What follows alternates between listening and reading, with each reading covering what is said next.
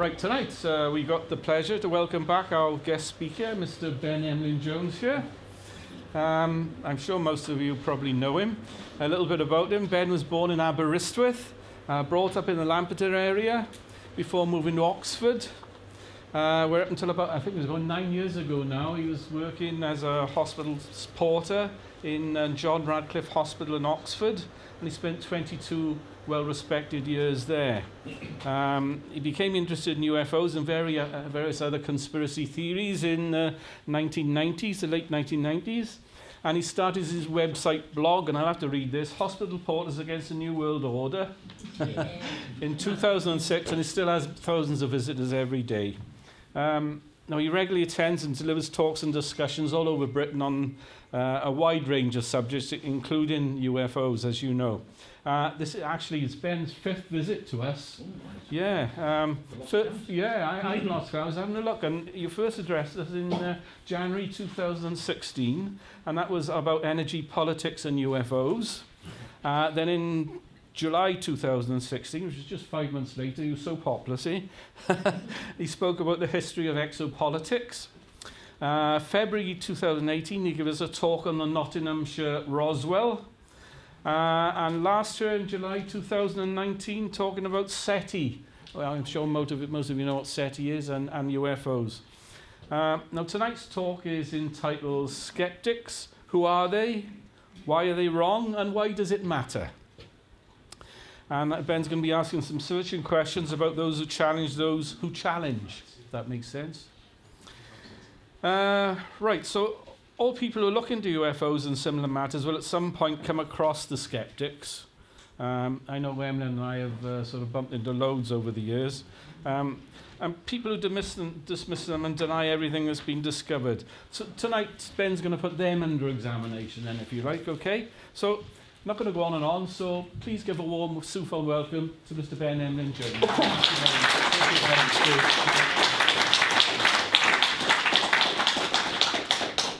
Thank you very much, all of you. It's really, really great to be back again. Thank you, all of you, for coming out tonight. It's been a long wandering in the desert for you guys in terms of lockdowns. In England, we've been out of lockdown for quite a long time. For you, I think it was a couple of days ago, wasn't it? It all ended. So, and there's still a few rules you've got to obey, things like that. So, this is a kind of like call this a freedom party, as well as the Swansea UFO network. So you're making the most of it by coming out and enjoying it. That's really, really good. It's been I didn't realise it's 5 times I've been here.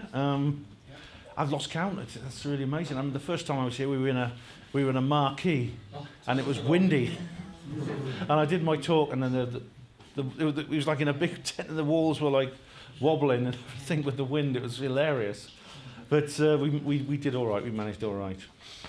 It's tonight. I'm going to talk about the skeptic. Any skeptics here tonight? Good. Oh, Steve, you don't count. You don't count. Well, you may think, well, I'm a skeptic because I don't believe in certain things, and well, that technically is what a skeptic means, but it's a bit more complicated than that, as I'll explain.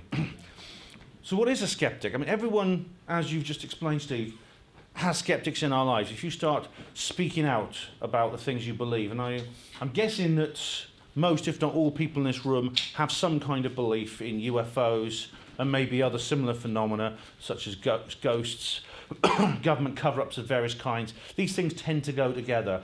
The skeptic researcher Michael Barkin called it the cultic milieu. So I assume most people in here are members of the cultic milieu. And it's a good thing to be, I think. But if you are one of these people, then at some point you're going to bump into somebody who will say, this stuff you believe in is not true. It's not real. They'll sometimes come up with, they can be very, very, very sort of verbose and eloquent, and come up with and can be very persuasive when they're talking to you, and can try to explain to you why what you believe is not true. And this could be, oops, hang on. Come on. So I've got to do that every so often. So I just got to do it every so often so that the computer doesn't go off. This could be a friend. It could be a work colleague. It could be a member of your family. It could even be your partner. I know there's people like us who have who are married to skeptics. It could be It could be anyone you meet. It could just be someone you meet on an off chance. But they're everywhere. And when you get caught in a corner by these people, it can be a strange experience. It can sometimes feel intimidating. Most of them are quite polite. Most of them are not aggressive. Some are, and I'll be talking about some of those this evening. Most of them, will just get there and they'll get in your face and they'll say, it's not true, this is swamp gas, this is a weather balloon, and here's why. And they tend to have very good memories, and they tend to be able to, they tend to have a lot of interesting arguments, interesting information tucked up in their brains to give to you. And, it gets more, if you can be like them and understand them, it becomes a more interesting conversation, rather than being bamboozled by them. So it's worth examining the skeptics, looking at them and seeing what makes them tick. I wouldn't mind becoming a skeptic for a day, just to see what it's like. Although, I don't know, I might end up enjoying it and not wanting to come back. And you'd lose all faith in me, wouldn't you? But in order to research the skeptic side of things, I've looked at skeptics. You know this guy Mick West? You've probably come across him. He's the big UFO skeptic now. And so I've watched all of his material. It's very interesting to listen to him, actually. And I've done what very, very few people on our side of the argument, very, very few people have done this. I've immersed myself within the skeptic community to examine them the way they examine us. Sometimes I've done this very quietly. I've gone along to their various meetings. I've not introduced myself or told them who I am. It used to be easier. Now I'm getting a bit more sort of famous, so they sort of flock around me and want my autograph and things like this, But they sometimes recognise me and come over and say, "Oh, I know you. You're that weird bloke who does the hospital porter thing." And I says, "Yeah." But I do sometimes go anonymously to their meetings, and I talk to them just neutrally without telling them who I am. Other times people even know who I am, or I tell them who I am. In which case, I've never had any problems. I've never had any. No one's ever sort of shown me the door or made me feel unwelcome at any time. They've always been very, very accommodating of me. So, but I've gone to various events. You can see on the top left there, that is actually, the focus is slightly out, but you can see that's actually a skeptic conference. That's actually I think that's one of the Honestly Amazing meetings. They have conferences just like we do. It's strange. It's almost like a kind of parallel world. They have all the things that we have. They have the equivalent of SUFON, which is various local groups that meet together, usually part of the Skeptics in the Pub franchise.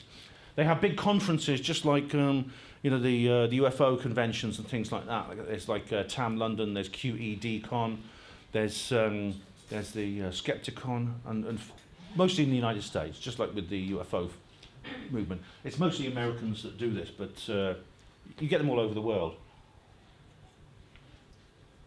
QED is actually a British conference you can go to. And there's films. There's An Honest Liar. That's a documentary about a famous skeptic, and I've watched that. I actually went to the premiere of that. They had a big screen premiere here in Britain. I went to watch that. Paranormality is a book by Professor Richard Wiseman. It's a very interesting thing here. It's called Why We See What Isn't There. That's in a very provocative title. Anyway, I wrote a long review of that, and for a while it was actually on the Google rankings above the publisher's own page, which must have delighted the author. Bad Science by Ben Goldtaker. That's another one. You may have heard of Ben Goldtaker. He's got a column in The Guardian. In fact, all these major skeptics seem to have columns in The Guardian. It sort of goes with the territory. That's a book about what he sees as medical pseudoscience. He's been very quiet the last couple of years for some reason. Interesting to think about why that is. The local skeptics groups, and they're called Skeptics in a Pub, most of them, although there are some that have different names. But a Skeptic in a Pub group is basically a group of skeptics who get together in a pub, a bit like what we're doing now. We have some drink. Very often they invite a speaker. Sometimes they just exchange ideas. And these are all organised independently in local areas. People come up, they give a few pounds for donations, and they make friends, and they network, and it means they can connect with their fellow skeptics in the local area. Again, it's a parallel sort of mirror universe to our own almost. There are over 300 skeptics in a pub in the world, actually, including I think about 150 here in Britain. I'm actually a member of Oxford Skeptics in the Pub. I say member, I'm just on their mailing list, so I go along regularly to their meetings. There is actually a Cardiff Skeptics in the Pub, and there's one in Aberystwyth. There's not one in Swansea for some reason. Yeah, I wonder. I don't know why there's not one in Swansea, because nearly most major cities actually in the country have a Skeptics in the Pub, and there's also plenty in the United States. There's some in Australia. Southeast Asia has a lot of them. There's a couple in India. They're common worldwide. And honestly, if you want to go along to one of these, it's worth doing. It's an interesting experience. I've started going to the ones in London. There's 4 separate Skeptics in the Pub in London. I've been to 2 of those. No, 3. I've been to 3 of the 4. And it's like I said, I went along. I didn't introduce myself at first. Now they sort of know who I am because my notoriety is spread. But they'll make you welcome. It actually says on the Skeptics in the Pub website. It says non-skeptics are welcome. If anyone wants to set up a Skeptics in the Pub group, I'm talking generally now, not you guys here, but you could just set one up, and you don't need to join. You don't need to sign any paperwork. I don't think there's any copyright on the franchise. You just say you're a Skeptics in the Pub, and then you can list yourself on the World Network, and that's all there is to it, really. It's all very, very informal. Now, I think probably the greatest accolade, the yardstick of achievement within the skeptic movement is to become a skeptic rock star. And they do use the term rock star. That is to become the top skeptic in the land. And to be the person who is on speed dial for every journalist whenever they want to do a story about something weird, a ghost, a haunting, a UFO, something else like that. You know those news stories where they always play the X-Files music in the background? Yeah, they're usually not very good. But you obviously interview one of us probably. I know that you guys in this group are often in the media. You do a lot of work with journalists. They'll bring on a skeptic just to provide balance. And there's several of these, I suppose you call them pop skeptics. And probably the biggest one in this country, at least it used to be until recently, was Professor Chris French. And here we see him here on the programme this morning debating Gary Heseltine. If you want to watch this on YouTube, it's there. I think Gary gets the better of him, but Professor Chris French is he's the head of the anomalistic psychology department at Goldsmiths College London. Now, it's anomalistic psychology. It's interesting they have these names, and he's actually quite a likeable chap. He's one of these skeptics. Like I said, I don't have a problem with the skeptics for their beliefs. If they behave themselves in a civilized manner, I don't mind them at all. There are those that don't behave in a civilized manner. I'll just talk a little bit about those. But French actually, he organised a conference a couple of years ago called Seriously Suspicious, and he invited me to speak. And it was quite. I said, yeah, sure, Chris, I'll come along to that. And I did an interesting talk about the medium Helen Duncan, and it was great fun. Everyone had a really good time. So the rock star of skepticism, Chris French, he's the guy you have. He's the guy you used to have on speed dial. If you were a journalist and you call him up French, he'd come, wheel him into the studio, put the skeptic side across, so we have balance on this news story. But he's now retired. But he does have a young apprentice waiting in the wings. And later on in this talk, I'll tell you who I think that young apprentice is. And the young apprentice is actually a very, very different character to Frenchie. So what is a skeptic? Now, it's actually a more difficult question to answer than you think, because, I would say a skeptic is that person. He's the person who will approach you when you start talking about your beliefs and say these things are not real. However, there's a little bit of an anomaly here. For example, you may ask yourself, well, supposing you could say, well, the skeptic is the guy who questions things. The skeptic is the guy who's looked into something and says this is not wrong. So this is not real. What you believe in, if it's a UFO, if it's a ghost or a poltergeist or something, it's not real. They're the person who comes along and pours cold water on anything that's weird and strange and spooky. Now, Now, they will deny that, though. They will deny that. Now, I think the best place to start is to read a description of themselves, what they call themselves. Now, this is something I lifted from the Oxford Skeptics in the Pub webpage. A skeptic is one who rigorously and openly applies the methods of science and reason to all empirical claims. Can you all hear me all right? Yeah. You can, okay. A skeptic provisionally proportions acceptance of any claim to valid logic and a fair and thorough assessment of available evidence, and studies the pitfalls of human reason and the mechanisms of deception so as to avoid being deceived by others or themselves. That is their own definition of themselves, a skeptic. But I'm going to argue tonight, ladies and gentlemen, this is not a definition of what a skeptic is. This is a slogan. This is a projection. This is a facade. It's a persona that the skeptics believe that they are. But then they are actually not. Most of them, the weird thing is that most of them don't realise this. Most of them actually don't even understand themselves. And sometimes you might think that's a bit arrogant to me. I've never been a skeptic. I might become one day. You never know. I mean, you've always got to leave the possibility open that one day, something will come along that will change my mind. I might have a sudden change of mind internally, which will turn me into a skeptic. But it's unlikely, actually, because I have looked at both sides of this. The people who tend to become skeptics are those who haven't. But what you see, I define a skeptic as the one who believes that everything outside normal reality, within known systems of the universe, is not real. Someone who believes that and promotes that idea. I think that's a more accurate description of what a skeptic is. To give you an example, supposing someone came to you, or someone approached somebody saying, I've seen a UFO, I've got a photograph of it, and they show you the photo. Right, and there are two skeptics there who look at it. One of them looks at it and says, "Oh, that's interesting. Tell me more." And they interview the witness. They go to the location where this happened. They phone around and looked at, and they call all the local areas to see if there are any balloons launched and things like that. Any strange drone festivals or anything like that.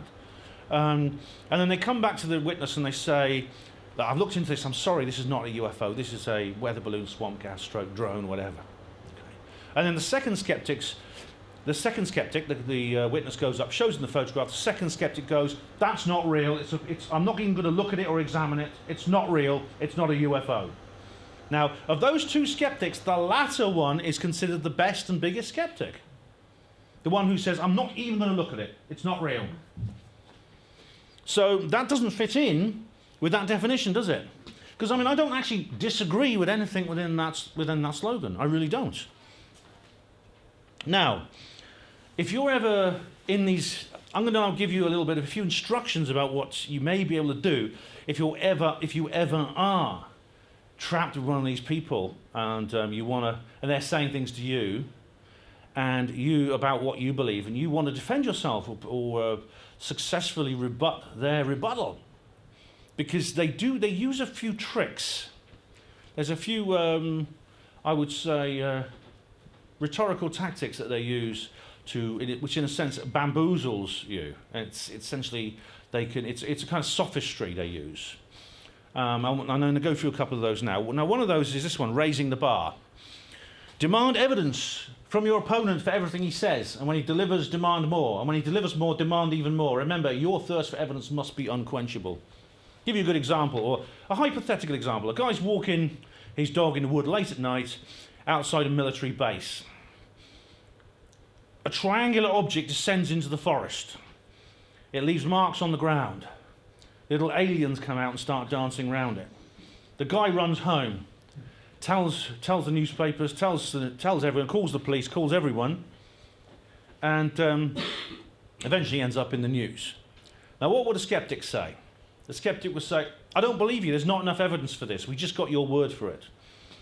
There was no alert at the base. The security guards at the base didn't come out and examine the location. None of the security police saw it. The deputy base commander didn't come out into the forest. He didn't make any kind of recording on his dictaphone. So if that happened, I would believe you. But until then, I'm afraid there's just not enough evidence. What have I just described? You know what I've just, I've described the Rendlesham Forest incident.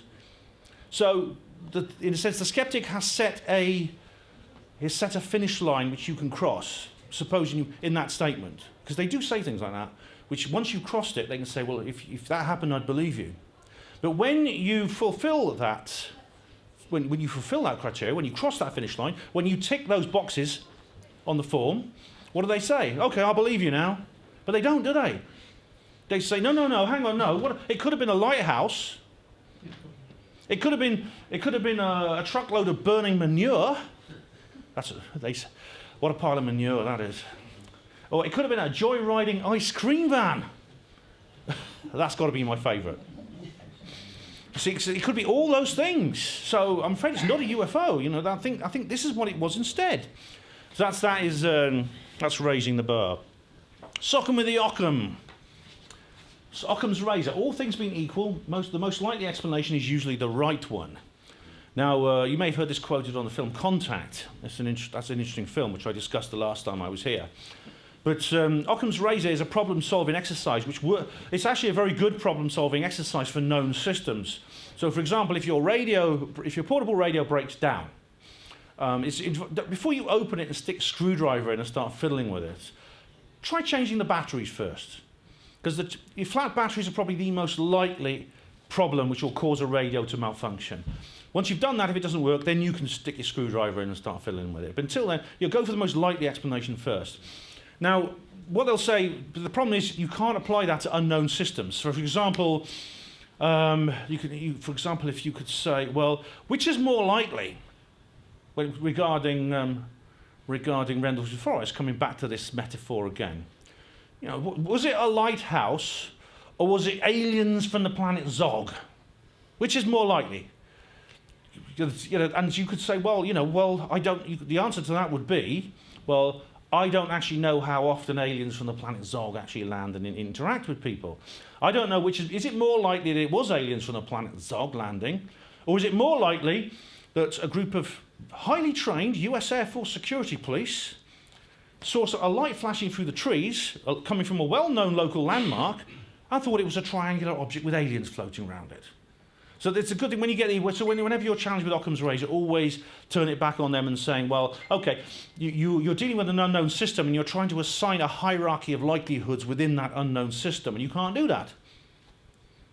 You can only do it with known systems where we know the likelihood of different outcomes as an explanation. Extraordinary claims require extraordinary explanations.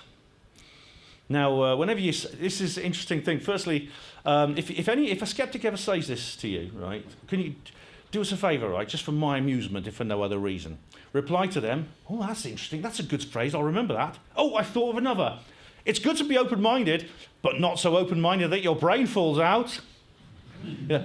The reason is that both of these are skeptic cliches, and skeptics use them all the time. They have, they like old jokes. Neil deGrasse Tyson, who was he's the current presenter of the Cosmos series after Carl Sagan died, he did the second series. He was at a skeptic conference and he made that statement, it's good to be open-minded, but not so open-minded your brain falls out. And the audience still laughed. Unbelievable. I wish that, if I tell a joke more than 2 or 3 times, people go, ooh, you know. But if you're a skeptic and you tell the joke over and over again, people still laugh. Hello. Oh, yeah. Oh, sorry, I'm just... All right, no. I hope you'll have time for questions at the end. All right. That's, now, the thing is, this has been attributed to Carl Sagan, the guy who presented Cosmos. He was also a big proponent of SETI, as you knew if you're here from my last appearance. And he coined this phrase, extraordinary claims require extraordinary explanations. Well, there's a problem with this particular statement, and one is that it's simply a qualitative, emotional kind of reaction to something. So, for example, you present a claim. Okay, you can present a claim, an extraordinary claim. Well, what kind of, how do you apply a quantity to that? In other words, could you create a scale and say this has 5 extraordinary points, this claim? So then you need an explanation with more than 5 extraordinary points. So it's got to be 5 or above extraordinary points. You get a tape measure, and there's a tape. That's 5 extraordinary points, 10 extraordinary points. Hold a tape measure up to it, weigh it on a scale, which gives you how many extraordinary points it has. You can't do that because the word extraordinary doesn't apply to any kind of quantity. It's simply a statement of your... extraordinary essentially is how people react subjectively to a phenomenon.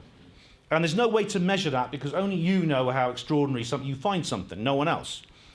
So when someone says extraordinary claims require extraordinary explanations, say, well, I think evidence should be adequate to explain the claim, and if it does, then that's, as far as I'm concerned, the claim has been proved. But just saying it's extraordinary doesn't really add or subtract anything from the conversation.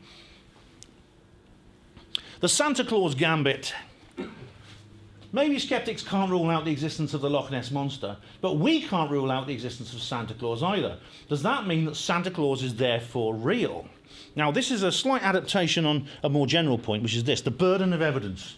Skeptics are not making the claims. The onus is on the believer to provide evidence that their claim is true, not on the skeptic for proving that it is not. The onus.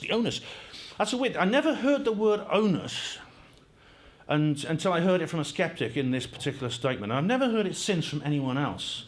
Onus seems to be one of these words that the skeptics love. And it's one of their little... I suppose it's one of their habit words. They do have a few habit words. Onus is one of them. Another is caveat.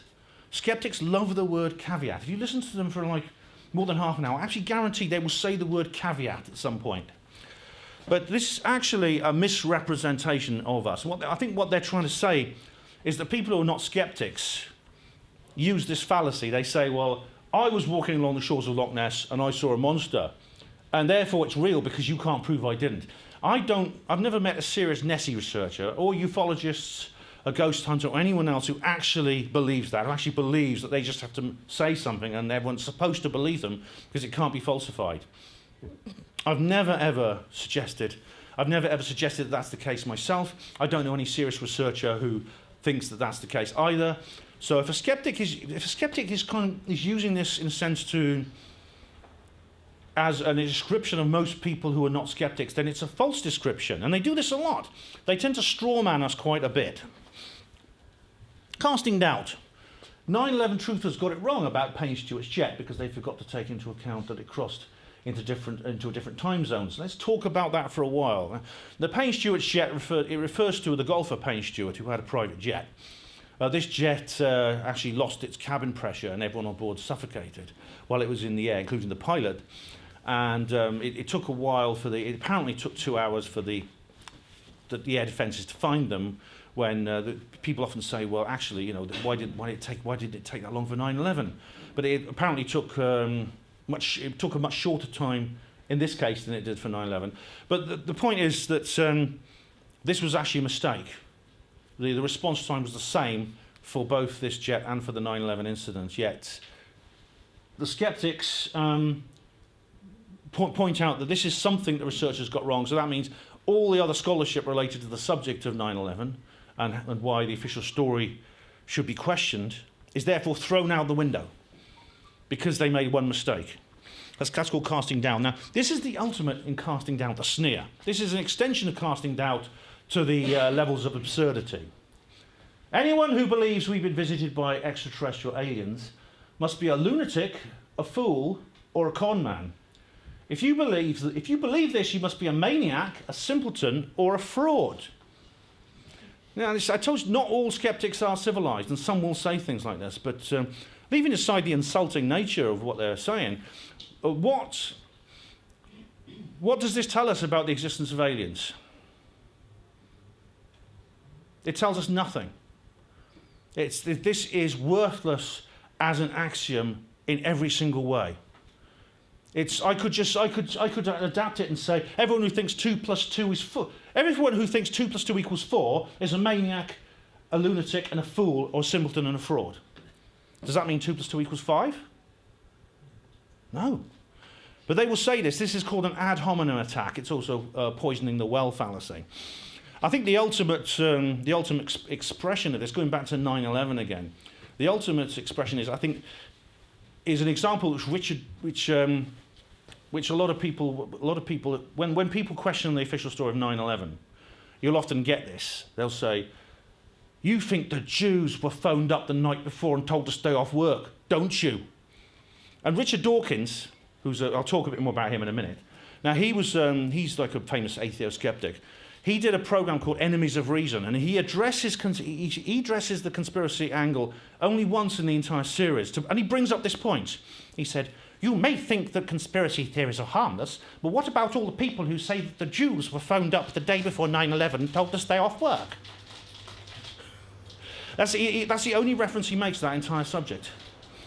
As it happens, over 300 Jews died on 9/11, including 6 Israelis, and I don't know anyone who seriously doubts that. I mean, it's a bit unlikely, isn't it? Can you imagine it? Hello?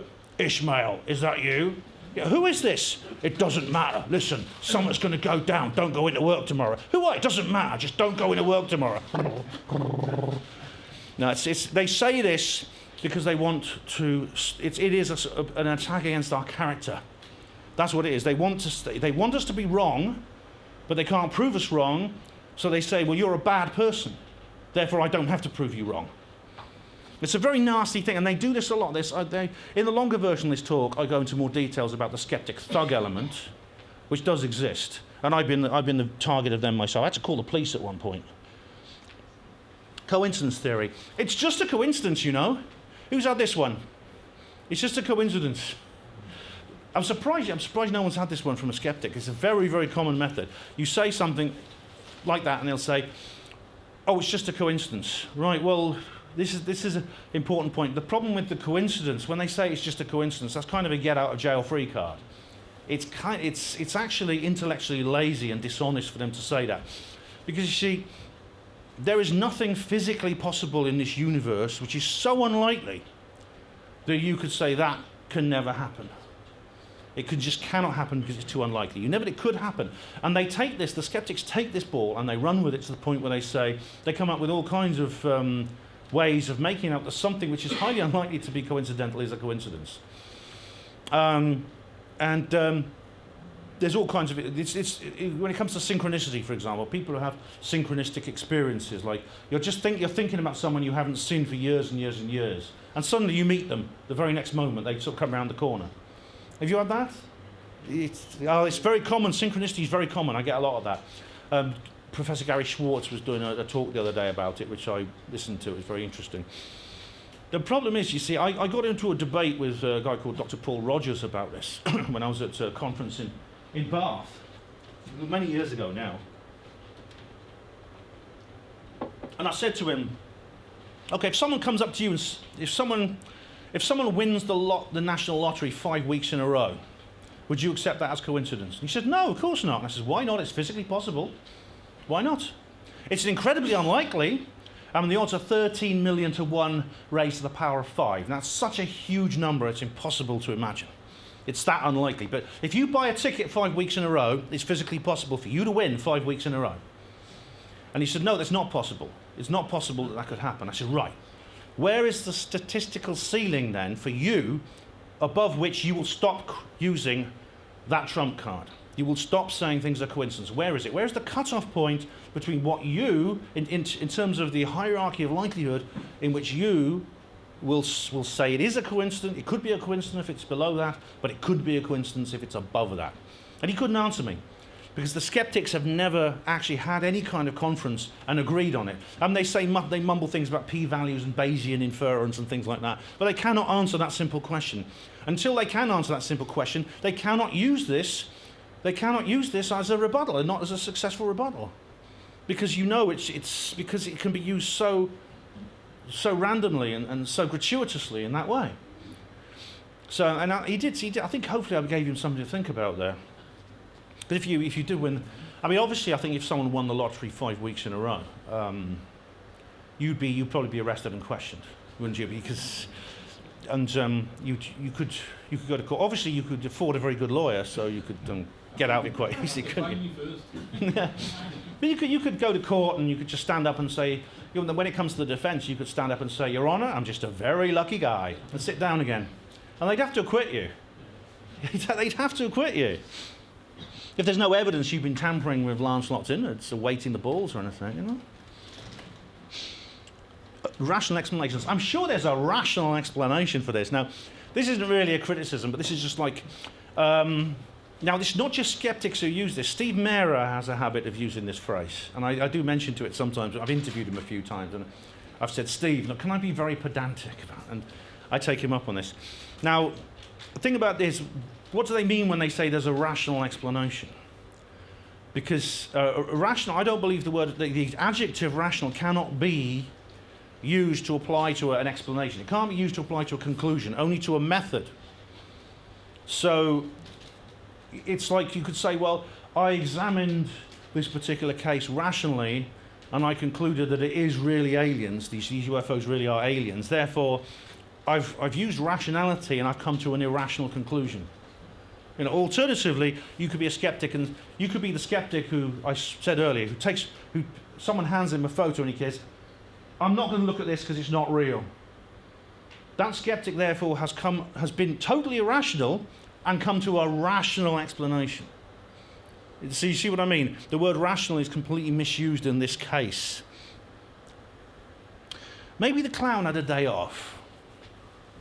Now, the clown's day off fallacy is the most extreme example of what I was saying earlier about the burden of evidence.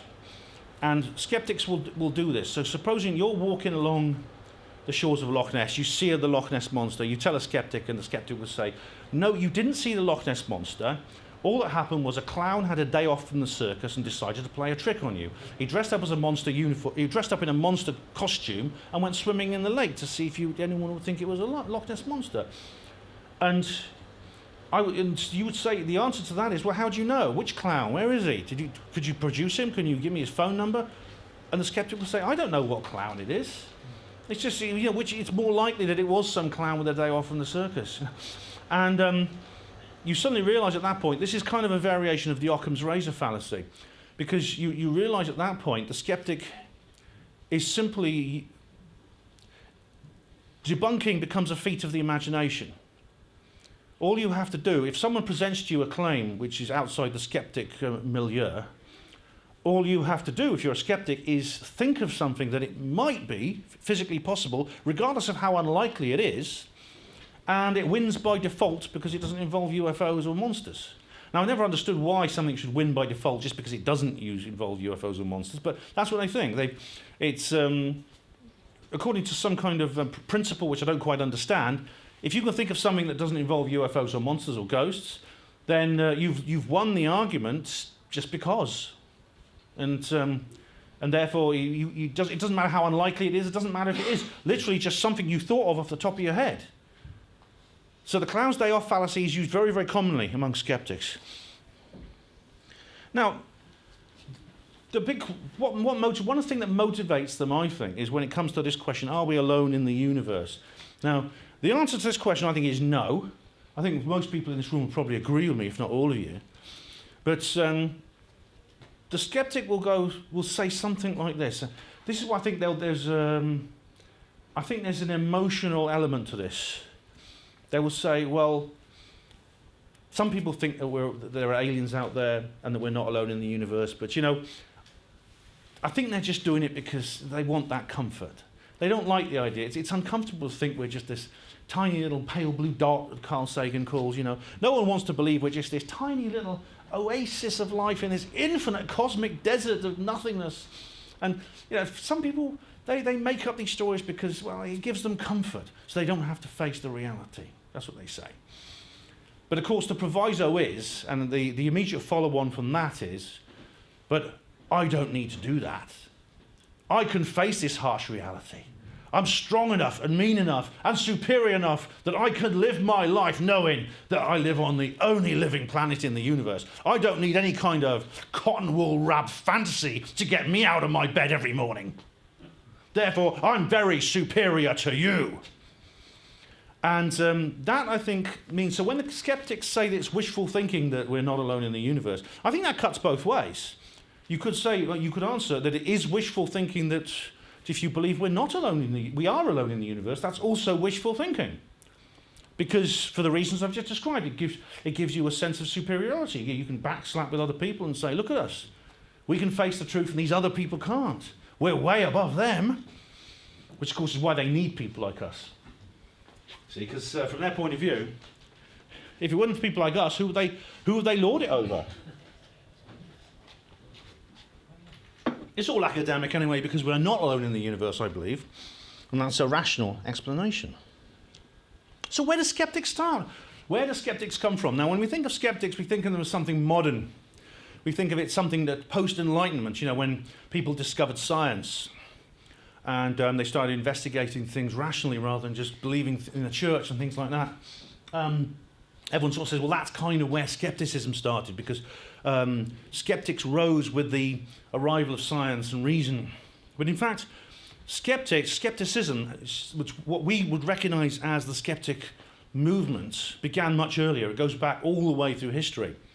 And I think the earliest example of this can be found in ancient India, probably at least the first, very early in the first millennium BC, there was the Charvakas.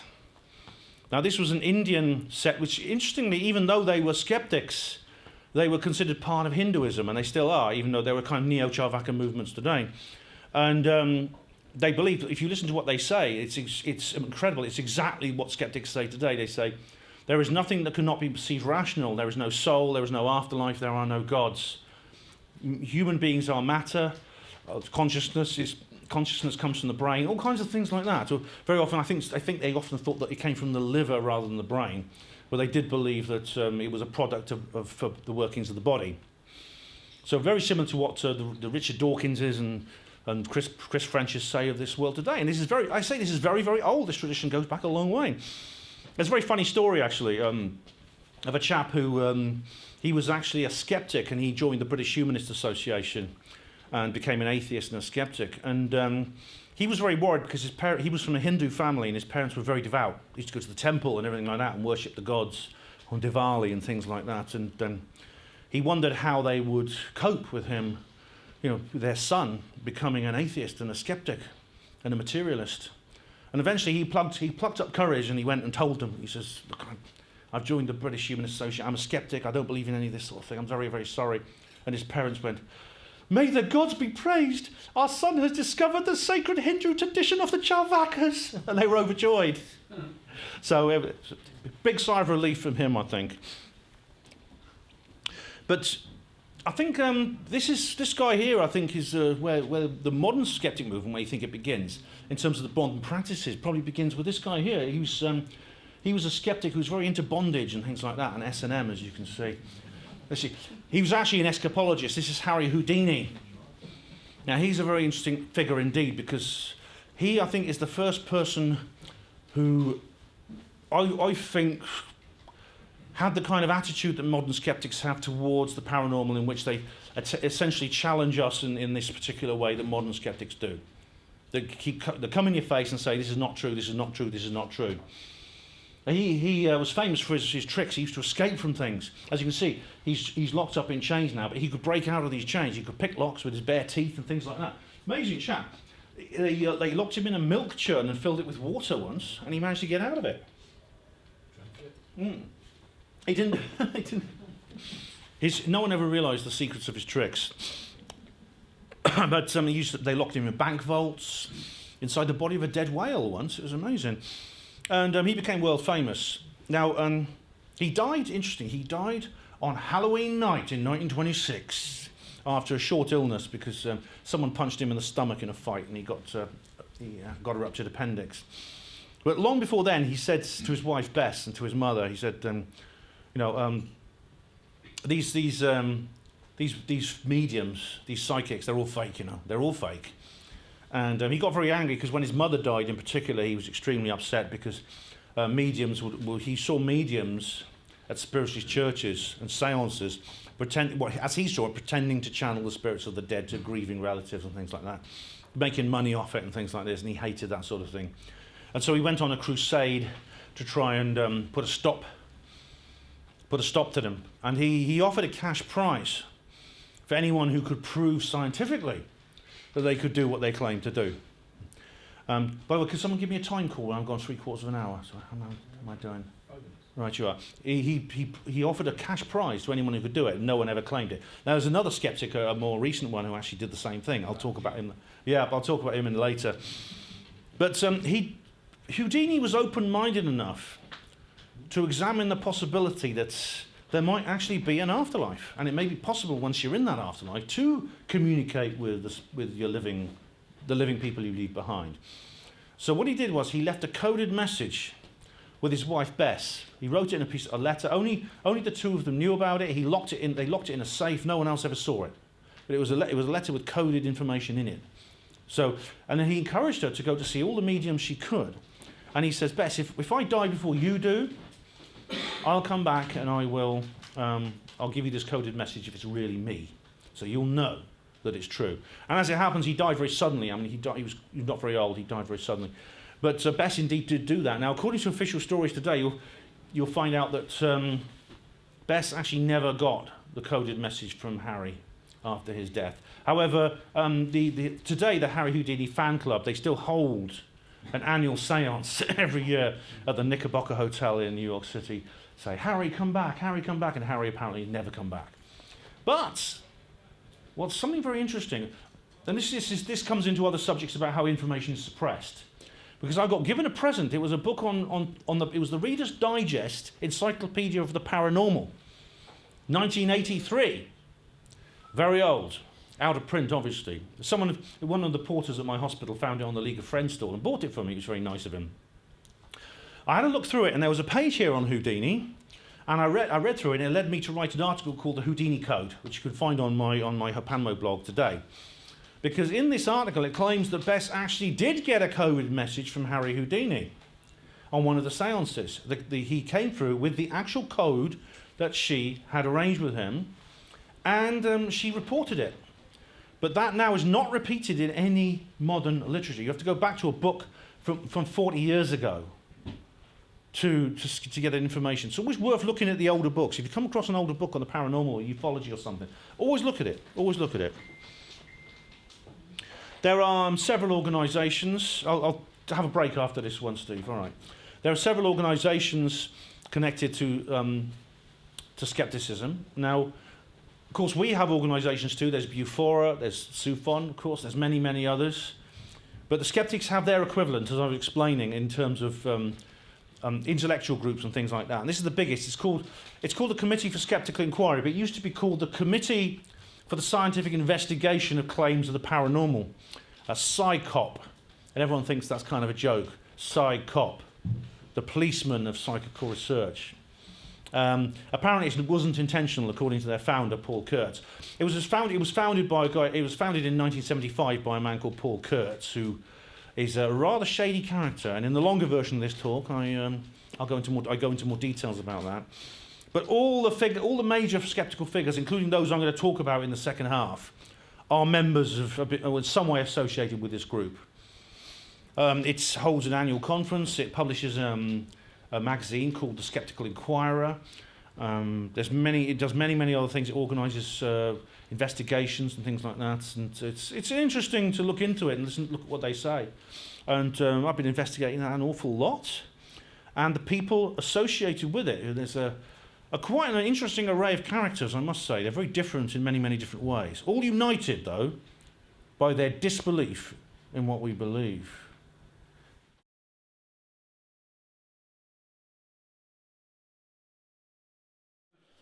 Now, the Skeptical Inquirer is a magazine which is published by the CSI. I think it's, I was just thinking, just mustn't get my magazines mixed up here. And there's one called The Skeptic, which I think is Michael Shermer's magazine. But this is the CSI magazine. The reason, interestingly, SKEPTICS changed its name to CSI because of a lawsuit by Uri Geller, who I'm sure you're familiar with. There's a long, complicated story about that. It's a rivalry that goes back about 50 years. I don't have time to go into it now. But this is the equivalent of like Nexus or UFO Truth magazine or UFO Data, all these other magazines that come out on our side of the debate. And they discuss a lot of the very similar subjects that these do. I've got some copies of Nexus with me, actually. I was reading them on the train. And I've read Skeptical Inquirer. I've actually, the UK Skeptic magazine, I actually subscribed to them for a year. That was edited by Professor Chris French, who I talked about before. It's now edited by Deborah Hyde, who's another skeptic. So, as you can see, they're discussing the face on Mars. According to the skeptics, of course, it's just a randomly shaped lump of rock with all the other things surrounding it. But obviously, you see, this is what I mean about it being a parallel world. You can read these magazines. You can even recognise the subject, certainly. You can even recognise some of the stylistic elements to the magazine, but it's approaching it from another angle. It's like being Alice going through the looking glass. There's several of these magazines in the UK, like UK Skeptic magazine, several others. And pardon me, that was just a coincidence, I'm sure. Now we're going to talk about some of the individuals who make up the skeptic movement. A variety, a motley crew of characters of various shades, various characters, various abilities, various levels of honesty, intelligence. And you've got to start with this guy. This is the great-grandfather and godfather of modern skeptics. It is James Randi. His real name, Randall James Hamilton Zwing. Born in 1928, about 18 months after Harry Houdini died. Now, I'm interested in reincarnation. So I can't help wondering, when I listen to this guy and listen to what he says, whether Harry got to the spirit world and thought, I want to have another go. I want to come back and try again as somebody else. And so he came back as this guy, James Randi. And he actually passed away a few months ago, and I did a special program about it on my show. And I did a couple of interviews about it, because it really was an end of an era, actually, when James Randi died.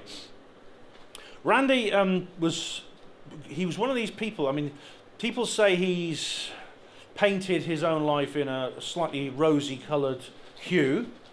And indeed, he has been caught out telling a few porkies now and again. But he's one of these. He said he was one of these kids who was too bright for school. So he was too intelligent to go to school. So he used to bunk off school and he used to go down to downtown Toronto, Canada, where he lived. He used to go into theatres and watch the great magicians perform. And he wanted to do that. He wanted to be a magician, like a stage illusionist. And when he was, I think, like 15 years old, he ran away from home and joined a circus, apparently, and became the amazing Randi.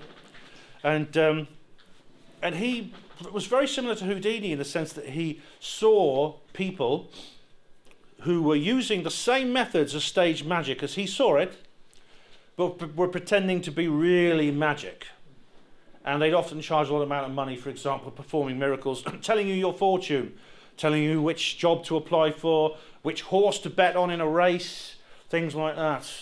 And for a small fee, they would go and they would do that, contact your dead relatives, things like that.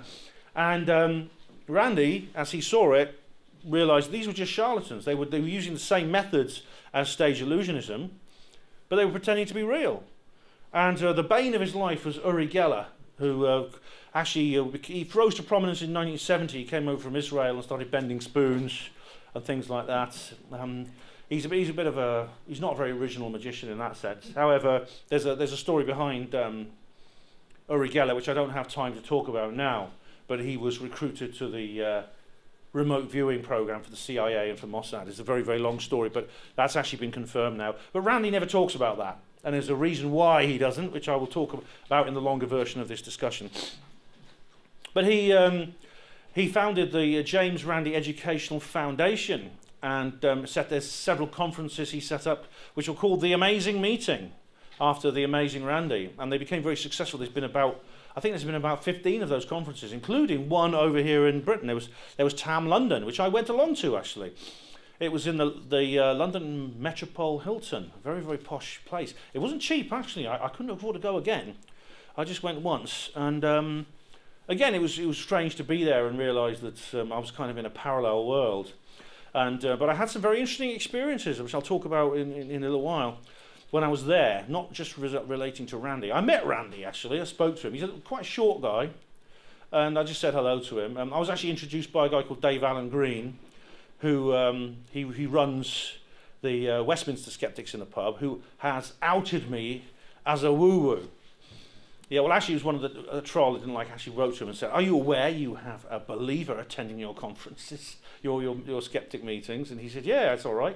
And when I went in again, Dave came up and he said, "I've been hearing stories about you, Ben." But anyway, he was all right. Dave was fine with me attending, being a believer and attending. But he introduced me to Randy, and I spoke to Randy briefly. But he has he is a showman, essentially. He's trained his entire life to perform on stage to people. He's been on TV, he's been on tours, he's been all over the place. He's really like somebody who knows how to act. He essentially is an actor, and he does act. And he tells untruths about people. There's a guy called Rupert Sheldrake who is willing to work with skeptics. He works closely with Chris French. He's the guy who came up with morphogenetic fields, so he's kind of on our side of the fence with things like that. But he won't work with Randy because Randy's a liar. I've got an audio actually I play in the longer version of this talk where he goes into more detail about the fact that Randy attacked him personally and tried to smear him. Randy's done this several times to people. But he is considered a lily-white angel of skepticism. Within the skeptic movement, everyone thinks he's wonderful. He's everybody's granddad. And his death actually means it really is the end of an era for a skeptic movement, I think. But the reason people really look up to him within the skeptic movement is this. That is $1 million US. Randy has done exactly the same as Houdini. Or maybe it's Houdini in Randy's body. We don't know. But it's even more money. Randy in the 60s decided, because he did what Houdini did, he decided to expose what he saw as the fake mediums. So he set up the James Randi $1 Million Challenge. This is organised and administered by the James Randi Educational Foundation. And what you do is, he challenges people who believe in something or have some kind of psychic ability or can do anything miraculous to prove it in a properly controlled scientific test, properly organised, by conditions which are agreed beforehand with lawyers and with everyone else. If you can go up and you can perform it in a controlled investigative condition, he will give you $1 million US. And no one's ever won those $1 million. And this, for Randy, is his way of saying all these things are not true. These people are all liars, because if it was true, someone would have come along and won this $1 million. In fact, do you remember me saying that skeptics like old jokes?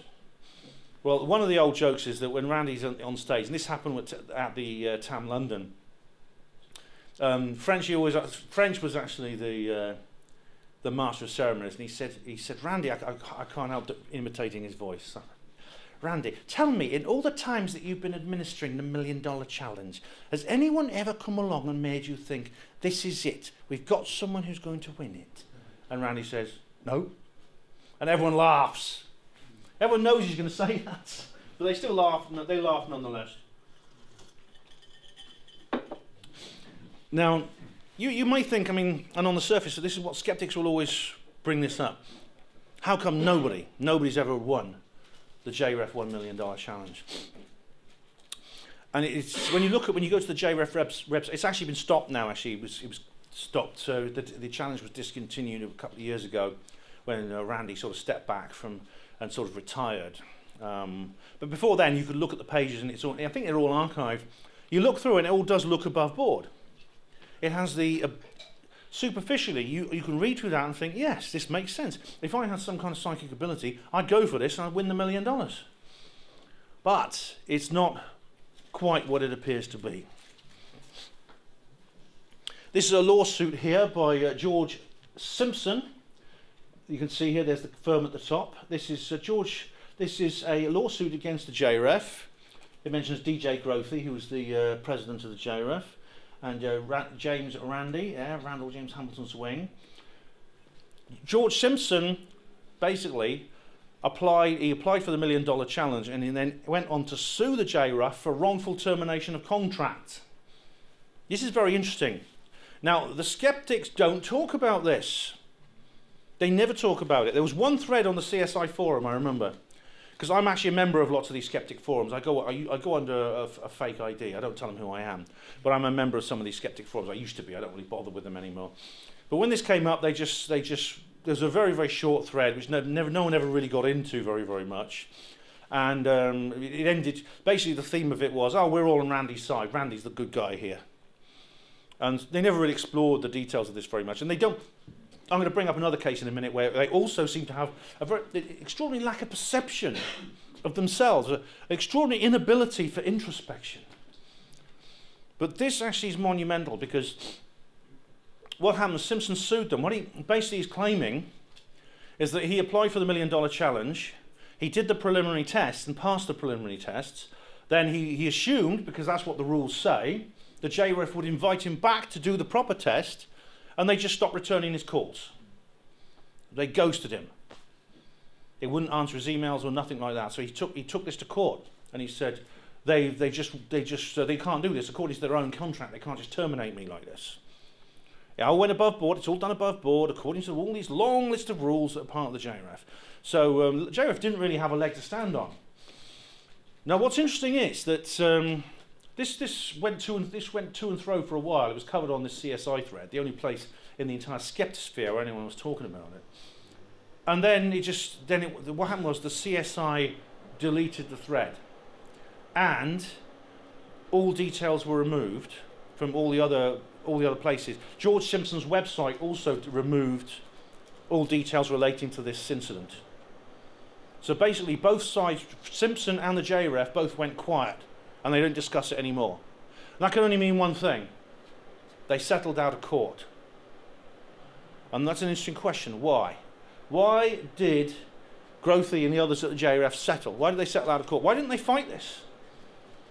If the JREF $1 million challenge really is the last word, the black and white line in the sand over which every paranormal claim has to pass over, and it's so simple, it's so obvious, it's so transparent that if real paranormal abilities existed, then we'd know about them because of this. If that is true, why didn't they fight it in court? Just think what great publicity that would have been for Randy, for the JREF, for the skeptic movement. They fought George Simpson in court and won. A guy, you can imagine Randy, can't you? A guy tried to sue me one day, and I took him to court and I screwed him. Just imagine that, but they didn't. That's an interesting thing which they don't talk about. The skeptics don't talk about it. This is Project Alpha. This is very interesting. That there on the right is James Randi, and the two guys next to him, there's two young fellows, are Mike Edwards and Steve Shaw. Steve Shaw at the bottom there, he's today called Banachek, and he's a magician. Yet a number of years ago when they were kids, they were like amateur magicians, and they used to do card tricks and bend spoons like Uri Geller. And they didn't do it professionally, they just did it to amuse their school friends, just to play tricks in class and things like that.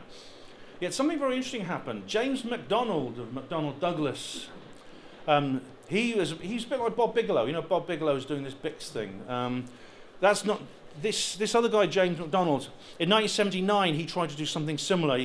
He called it the James MacDonald Psychic Laboratory, and he set it up at the Washington University, USA. And he paid $500,000, which he put into it. It was a lot of money in those days. He recruited the best psychic researchers in the world to come and study at this laboratory to try and find real paranormal phenomena. And so it's privately funded by him. It was all out of his own pocket. He's a real enthusiast, James MacDonald. He really was. Randy decided to try and infiltrate this group and put in some fake psychics to see how far they would go. This way, just seeing how good were these researchers that MacDonald had actually recruited. Were they really up to scratch? Was paranormal investigation and psychical research really a proper science? That's what was what was being tested here. So he got Shaw and Edwards now to go. He said, go up to, because they're unknown, like these two guys. Like I said, they were just amateurs. They did tricks at school. They didn't have a public face where, you know, if they turn up and MacDonald could look them up and find out they were working for Randy or something. You said, go in there, use your tricks, see how far you can get. Now, there are two stories to this. Firstly, according to James Randi, there's a video of him boasting about it. Game, set and match to him. Edwards and Shaw went in there. Mac Labs were overwhelmed. Their eyes were spinning because they found real psychics. And Stephen Shaw was sitting there going like that, doing their little tricks, you know, bending spoons secretly and things like that, switching props and stuff like that, and going, we got them fooled here, we got them fooled. And then in 1983, the big reveal came. Mac Labs people organised a press conference, and they invited all the world's media. This was their moment. This is when they were going to get a Nobel Prize. Ladies and gentlemen, we have 2 real psychics that have been scientifically proven to be true. Come in, Steve Shaw and Mike Edwards. Steve Shaw and Mike Edwards come up to the microphone and they go, and everyone goes to them, Steve, Mike, tell us about what you were doing at Mac Labs. And he goes, well, to be honest, ladies and gentlemen, we were cheating. Shock, horror, red faces, embarrassment all round. Everyone at Mac Labs goes, oh my God. And they walk away and they're really, and they're totally and utterly shamefaced. Randy likes playing these little tricks on people, you know. That's the story according to James Randi. However, someone called Michael Thalborn has written another article about this. It was actually published in Nexus magazine, which actually takes that whole thing apart and realises that Randy is actually presenting a fake account of what really happened. Firstly, the Mac Labs team never, ever made that announcement. They never said that Edwards and Shaw were the real thing. They were interested at first with what they were doing, but they never actually made. They said they were encouraged by the initial tests they were doing, but they never actually came forward and said Shaw and Edwards are real. And in fact, later on, one of them said that they actually suspected those guys of playing magic tricks, and they started to control from it. And once they controlled for it, they realised that they didn't take any more interest in these guys. The event, which took place in 1983, was not a Mac Labs press conference, it was Nature magazine. The Mac Labs team just had a little segment in there, which is the warm-up act. Thirdly, Shaw and Edwards were dropped from the project in 1982, a whole year before the Mac Labs presentation. They were told they were actually invited back just for old time's sake when they did this press conference. So, who's telling the truth here, Randy or Thalborn? You can believe Randy if you like, but he's a showman, and he lies. There's several people who found out that he was lying. But credit where credit's due. Peter Popoff. Now, this is one of these televangelists. Now, the reason I'm bringing this up, because this is something good that Randy did, but it led to something very, very bad later on. Peter Popoff is one of these televangelists. Now, this is a uniquely American phenomenon, where these preachers with these big Southern Baptist voices, they fill football stadiums full of people going, "Oh, the Lord is with you," and healing people, apparently performing miraculous healing on people. And what's odd about Popoff is that when he was doing this miraculous healing, he seemed to know everyone's name in the audience. He seemed to know who they were. And he said that the angels were telling him when he was doing this miraculous healing. However, someone in the audience noticed that he had some strange object in one of his ears. It was actually an electronic earpiece covered by a flesh-coloured piece of plastic so it couldn't be seen.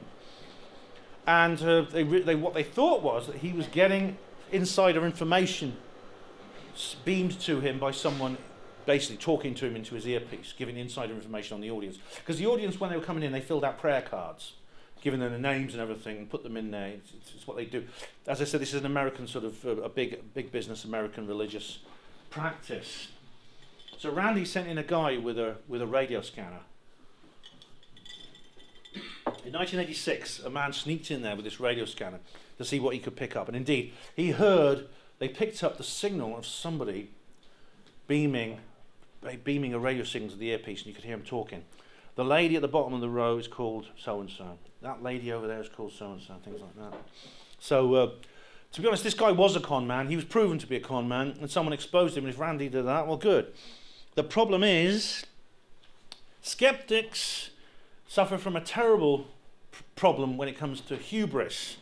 They get too big for their boots, and as I said, because of their lack of understanding of themselves, they often make enormous blunders. They who claim to be the ultimate arbiters of what is true or false through science and reason and evidence and empiricism and all these sorts of things show a remarkable lack of understanding of what that process really is. Case in point, psychic Sally Morgan. You seen this lady? She's a very famous psychic medium, appeared on the Living Channel. today she does theatre tours and things like that. Now, what happened was she appeared in Dublin, Ireland, and someone in the audience claimed they heard someone backstage talking and was whispering things which they assumed were connected to what Sally was supposedly channeling. And what happened was the skeptics took this, they picked it up, and they blew it out of proportion. And Paul Zenon, who's a famous magician and skeptic, the two often go together, he published an article in the Daily Mail saying Sally Morgan is pulling a pop-off. She's doing exactly the same thing. She has a radio earpiece, and she's receiving not psychic messages, but radio messages from someone backstage, giving her information on the people in the audience. They probably had to fill out, obviously you had to fill out, buy a ticket and had to fill out a form and things like that. The problem was there's no evidence that this is the case. Now, if I'd been, this is where I out-skeptic the skeptics, because if I'd been in that position, what I would have done is I'd have done what James Randi did. I'd have got someone with a radio scanner, inserted them into the audience to see if they could pick up the transmissions, and see if Sally has something in her ear. Get like a telescope and zoom in and see if she's got something in her ear, the earpiece. That's what I would do. And if she was doing that, if she's really doing that, I would say expose her, name and shame her, boot her out of the whole mediumship circles. But no one did that. They didn't bother doing that. They didn't bother gathering the evidence.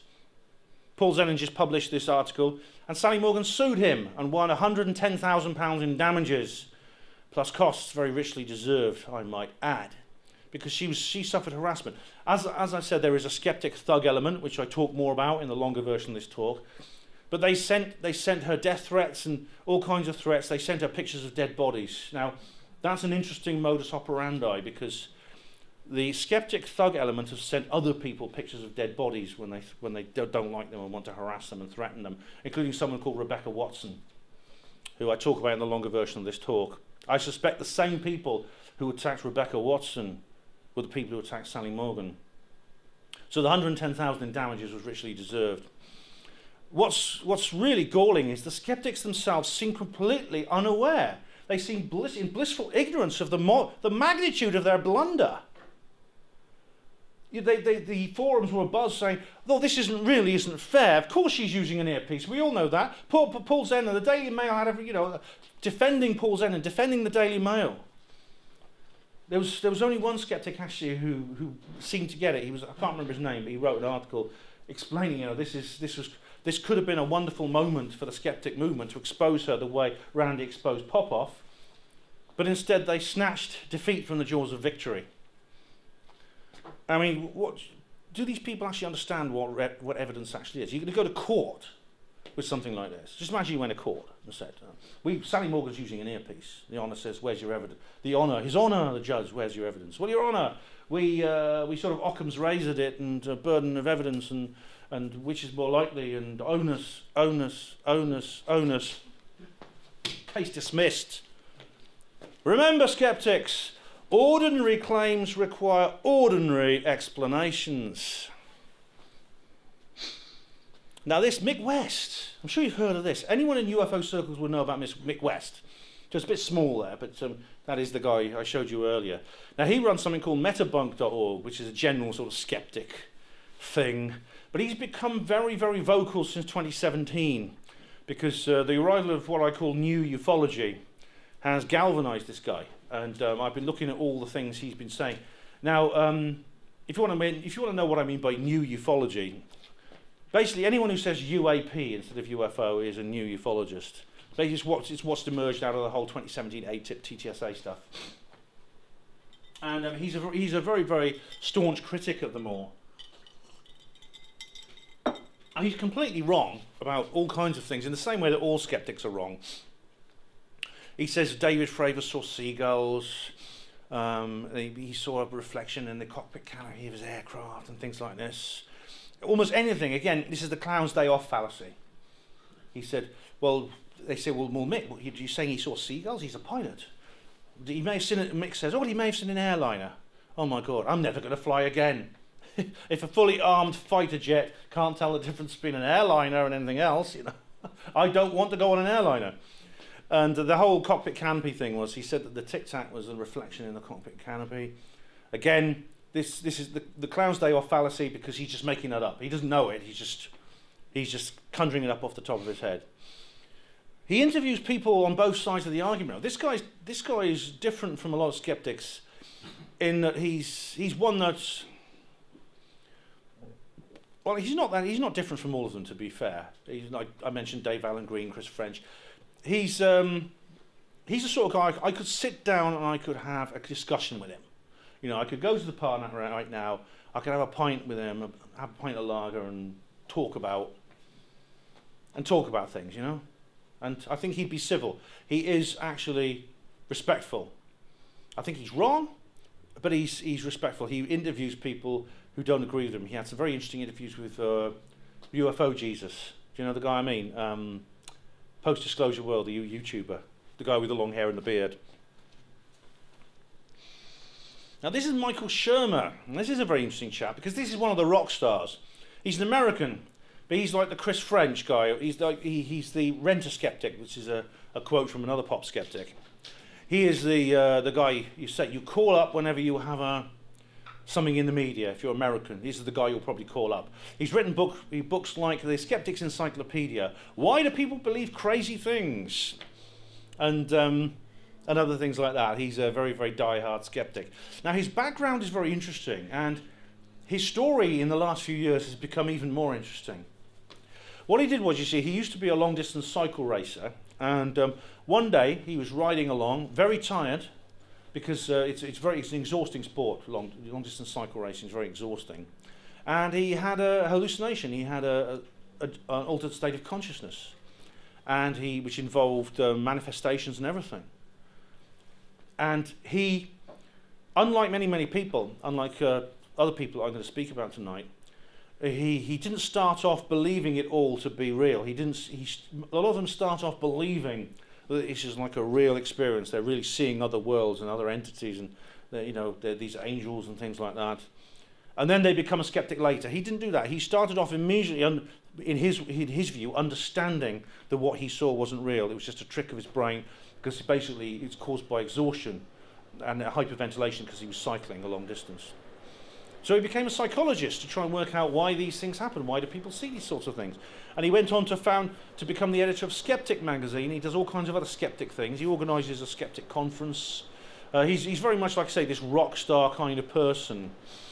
Now, over the last few years, something very interesting has happened. Firstly, a lot of the skeptics turned against him, because there's a factional fight that's broken out in the skeptic movement, several actually, which I talk about in the longer version of this lecture. And he became the target of a lot of abuse from the skeptic thug element. But also, this was after that happened, so you can't just blame it on that. After that happened, he posted something on his website, which is really amazing. I mean, his website's not very interesting, michaelshermer.com. He just publishes links to his Scientific American articles. But he published an article saying, and I'm paraphrasing it, I can't remember the exact quote, "I've just had an experience which rocked me back on my heels. It shook my skepticism to its core. We should never close our minds to the mysterious and magnificent regardless of their causal nature." What a remarkable thing for a skeptic to say. And indeed, this caused a little bit of a stir in the skeptic forum world. They thought, what's happening here? What's he talking about? And he went on to say, if I had heard this story from other people, I wouldn't have believed it. And he has heard it from other people and he's not believed it. The story was this. He got married to a woman called Jennifer, a German lady. And they got married in his home in California, USA. And they had she moved over from Germany to live with him there, and brought all his belongings, all her belongings with her, were shipped over, including an old-fashioned radio, a 1978 Philips transistor radio. It didn't work, but she kept it for sentimental reasons because it belonged to her father who died. Hadn't worked for years, hadn't worked at all. So Shermer said, maybe I can get this to work, so he put his screwdriver and started fiddling with its inside, breaking Occam's razor in that respect. He couldn't get it to work, so he shoved it into his desk drawer in his study and left it there. Because she didn't want to throw it away. His wife wanted to keep it for that reason, because her dad was dead. Then the wedding began in his home. In the US, you can get married in your own home. And not the vicar, because he's an atheist skeptic. The celebrant They were just exchanging vows with the celebrant, with all their friends and family around them. And suddenly, the sound of music breaks out in the room. Shermer goes, oh my God, some bugger's gone and left their mobile phone on, haven't they? Which is what usually happens to these sort of things. He looks around angrily. Everyone goes, not me. Mine's switched off. But the music is coming from upstairs. He goes upstairs. The music is coming from his study. He goes into the study. The music is coming from the drawer in the desk. He opens it up, and this old Philips transistor radio is playing music. It's not just playing any song either. It's playing a song that Jennifer's dad particularly liked. And it was a song that was not broadcasting on any local radio station. And indeed, modern radio stations are all digital now. Analog. This is an old analog radio. I wouldn't have picked it up anyway. And Jennifer, it happened just as they were exchanging vows, and Jennifer was just thinking, wouldn't it be lovely if my dad was here? I wish he was here. How about that, eh? And so is Michael Shermer about to fall off the skeptic wagon? Is he about to cross the aisle? If he does, then he'll get a lot of abuse, because the skeptics don't take kindly to such a high-level defection. They really won't. So I kept a very close eye on this guy. This was a few years ago this happened. I kept a very close eye on what he was up to. Nothing happened for a while. This often happens. He just carried on walking down Skeptic Avenue for a while, brushing himself off and just carrying on. And that, these sort of road to Damascus experiences are actually quite rare. You don't get them all the time. Usually what happens is seeds are planted. You know that phrase, seeds, let's plant the seeds, let them grow. And so I thought to myself, even though he's just carrying on as normal, being a skeptic, he may have had an experience, he may have got something from that experience which will eventually mature and bloom within him and cause him to change his mind. And then he appears on the Joe Rogan show with Graham Hancock. This is more recent. The first time that it's very belligerent, they were arguing. Then he appears again, and Graham Hancock, who of course is like one of these, he's a sort of spiritual person. They get on very well. Now I found out that Shermer and Graham Hancock are now good friends. And Graham Hancock is trying to persuade Shermer to take ayahuasca in the Brazilian jungle like he did. Do you remember that about how Graham Hancock took this psychoactive drug? I think we may be about to see the fruits of Shermer's experience here, and he may well have a change of heart, I think. Because skeptics do change their minds. Skeptics do come over to our side.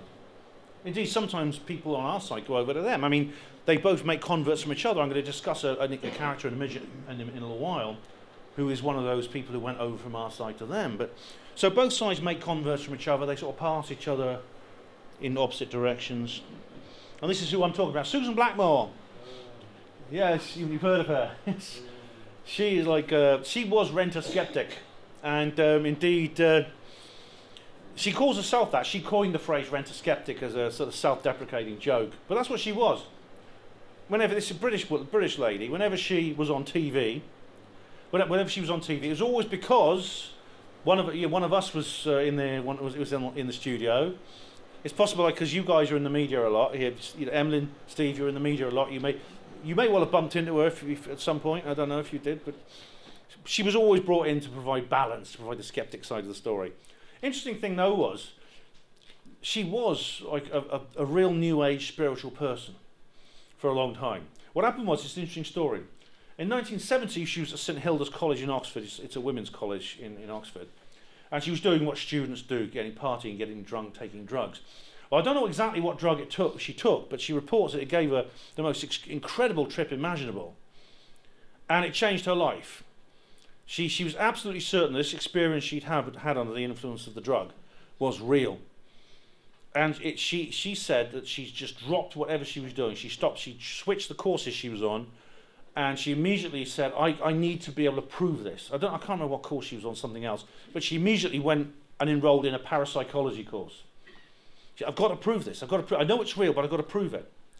Well, she kept doing this for a while. Then in 1979, Dr. Carl Sargent came on the scene. Now, Dr. Carl Sargent, he was doing these experiments because Susan Blackmore always thought that psi was the best way of getting the evidence she needed. Psi is like a laboratory investigation of psychic phenomena. and mind powers and things like that. And he was using the Ganzfeld test. Now, Ganzfeld is where people try to transmit thoughts from one room to another, where the two people have no contact.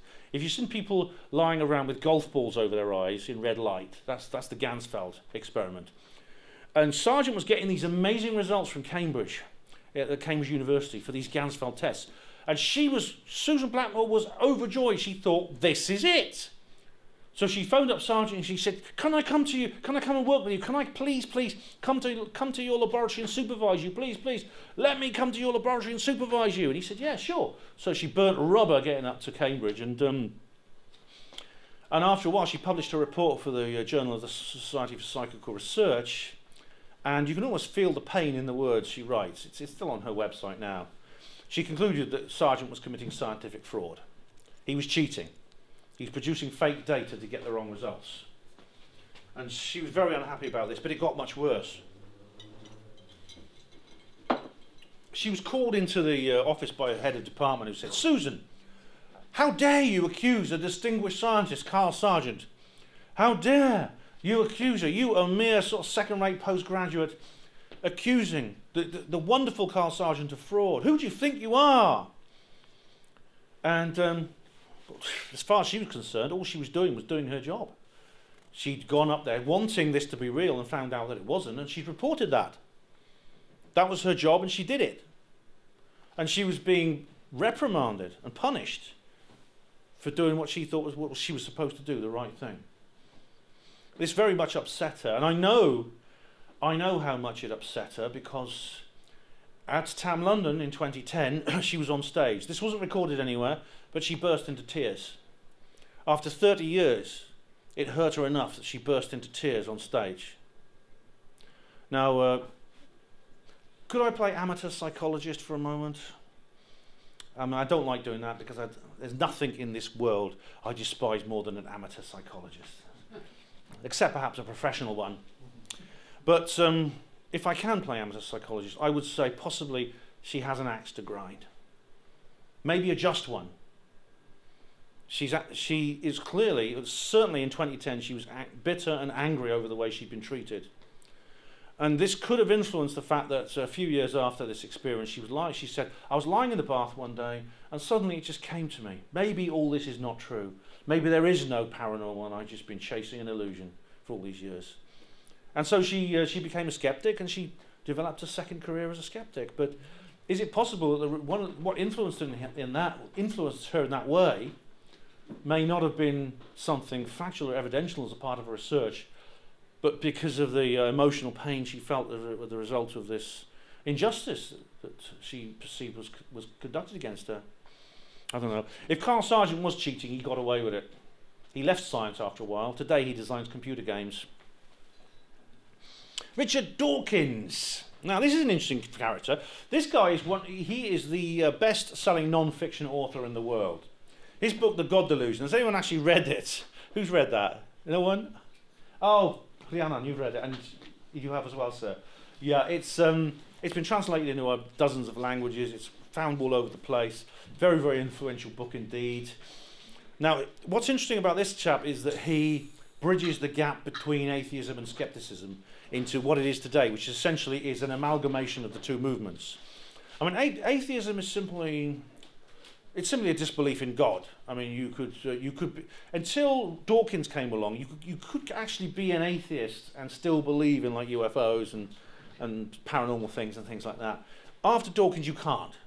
Since Dawkins came along, you have this kind of skeptic milieu. I mean, I talked at the beginning about the Michael Barkan's cultic milieu, which includes people like us, wide-eyed tinfoil hatters like you and me.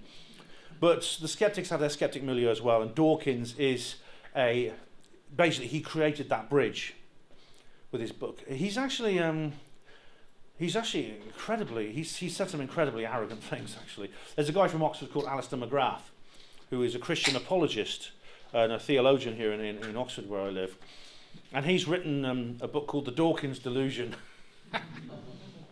10 out of 10 for he's a gutsy man. He uses that kind of interesting, the American publisher wouldn't let him use that title. It's got a different title in America. But it's called The Dawkins Delusion if you buy it over here. He's written several other books. The Dawkins is God, Where Dawkins Went Wrong, and things like this. Now, if someone writes books about me and saying I'm wrong, I'll say, okay, let them write books saying I'm wrong, and I'll discuss this with them. Dawkins didn't do that. When Dawkins was asked to comment on McGrath, he just said this. He just said, oh, Alistair McGrath has written 3 books with my name in the title. Never before was a dog praised so much by his fleas. And I think that's just so ungenerous. It's just so dismissive and I think derogatory. He writes a book, someone doesn't agree with him. Oh my God, they must be nasty. There must be a bad person. I mean, he's involved with Psychop and all the others as well. Oh, here we go. We got to go there, haven't we? Yes. Biggest reaction you had tonight? Yes. Yes, indeed. Last, and definitely least, in this rogues gallery of celebrity skeptics is Professor Brian Cox. Now, who is this guy? This guy is the young apprentice I told you about for Chris French. He's the guy. He's going to be the Mr. Skeptic you call, and he's more besides. I mean, I think he's going to play a completely new role in the media. But as I was saying, Mick West is someone I could sit down and have a beer with. If I sat down with this guy, the beer would go over his head. He's one of the most unpleasant, arrogant, obnoxious individuals in the public sphere today. He can't get into debates with people. He appeared on an Australian program called QI, and he was just interrupting. He was insulting. He literally threw papers at somebody. It was disgraceful. It was disgraceful behaviour. But where does he come from? I mean, who is this guy? I mean, he was apparently, according to people who knew him in the scientific world before he was famous, they said he was a second-rate particle physicist. He got like a 2.2 degree, scraped into a job with CERN at the Large Hadron Collider. But then the BBC did a documentary about Albert Einstein in 2005, the centenary of the relativity, and this guy was on it. And what can I say? Opportunity knocked. A star was born. Doesn't matter how much he knows about. It doesn't matter how. Thanks for coming. It doesn't matter how much he knows about his subject. He has shiny white teeth, and silky black hair, and a high-pitched, effeminate voice, and that's what gets you on TV. And of course, an ability to repeat anything I tell you to repeat. And also, I should add, the things he comments on, he knows nothing about anything except particle physics. I'm sure he knows loads of things about particle physics that I couldn't learn in every lunchtime I had. But this guy, he comments on everything else that he knows nothing about. David Attenborough, famous naturalist on TV. The guy used to sit in the jungle with gorillas. Famous guy. He's appointed Cox as his natural successor. I mean, that's... why not a biologist? This guy's a particle physicist. Why not a biologist? How am I doing for times? What's the time, Steve? I better get a move on. Oh, I'll get a move on. Sorry, guys. Now, the skeptocracy, ruled by skepticism. Now, you may think, well, skeptics are into free speech, human rights, but only if you're a skeptic. Who's heard of this? TEDgate. Graham Hancock and Rupert Sheldrake. They appeared on at TEDx Whitechapel. Now, they basically did their talk about spiritual matters, states of consciousness and things like this. And TEDx deleted the TEDx YouTube channel. They deleted the videos. They just said, even though we at TEDx believe in free expression, we believe that we understand that the opinions of those of the speakers are not necessarily those of TEDx or TEDx Whitechapel. We nevertheless feel we have a responsibility to our viewers and to our scientific community when those speakers wander too far into the realms of pseudoscience and speculation. So therefore, we have removed these videos and intend to place them in a location where their factual issues could be better dealt with. What they did was they put them, as Rupert Sheldrake said, they put them in the naughty corner. Now, this is something called TED Controversies, which is another YouTube channel which is apparently for things like that. So they didn't censor them, you understand. They just moved them to this new YouTube channel. But it's a YouTube channel that has a fraction of the subscribers. Funnily enough, it was a YouTube channel that was actually set up after they deleted Hancock and Sheldrake from the main TEDx channel. And even odder, there's only 2 videos on it, and it's those 2. So, but luckily they've gone viral now, and they're all over the place. But it just goes to show, you know, that skeptics often talk about the free exchange of information and things like that, but they don't actually believe it. This motley crew is very interesting. These people here, that's Jamie Ian Swiss on the far right. There's a couple of other people there, and there's Steve Novella on the far left. Now that's a good name because he tells a tall story. And I'm just going to play you a little audio, which should come through that speaker there, which I think this illuminates this lack of introspection, this absolute blindness to their own nature that the skeptics display. Have a listen to this. It's only about a couple of minutes long. About 6. So I guess the goal then is to teach them to be critical thinkers and let religion take care of itself. I think it would, but you know, it's always a risk. And you know, I do. One secular humanist parent told me that they basically took the approach of what you just said: teach them to be critical thinkers, but basically say nothing about religion, and then their children will grow up and make up their own mind, which they're going to do anyway. And it turned out that his daughter became a Buddhist, and he was not happy about that. And he thought, in retrospect, that perhaps he made a mistake by leaving it so open-ended. I don't really have the answer. I'm really not telling you what to do when it comes to that. But his conclusion was, if I had to do it over again, I would have indoctrinated her into non-belief, basically. I don't believe it. I would have indoctrinated her into non-belief. I would have indoctrinated her into non-belief. Think about those words. Think about what they mean. Let them echo around your head. Let them catch on every tool you have in your mental arsenal for detecting fallacy, contradiction. I would indoctrinate her into non-belief.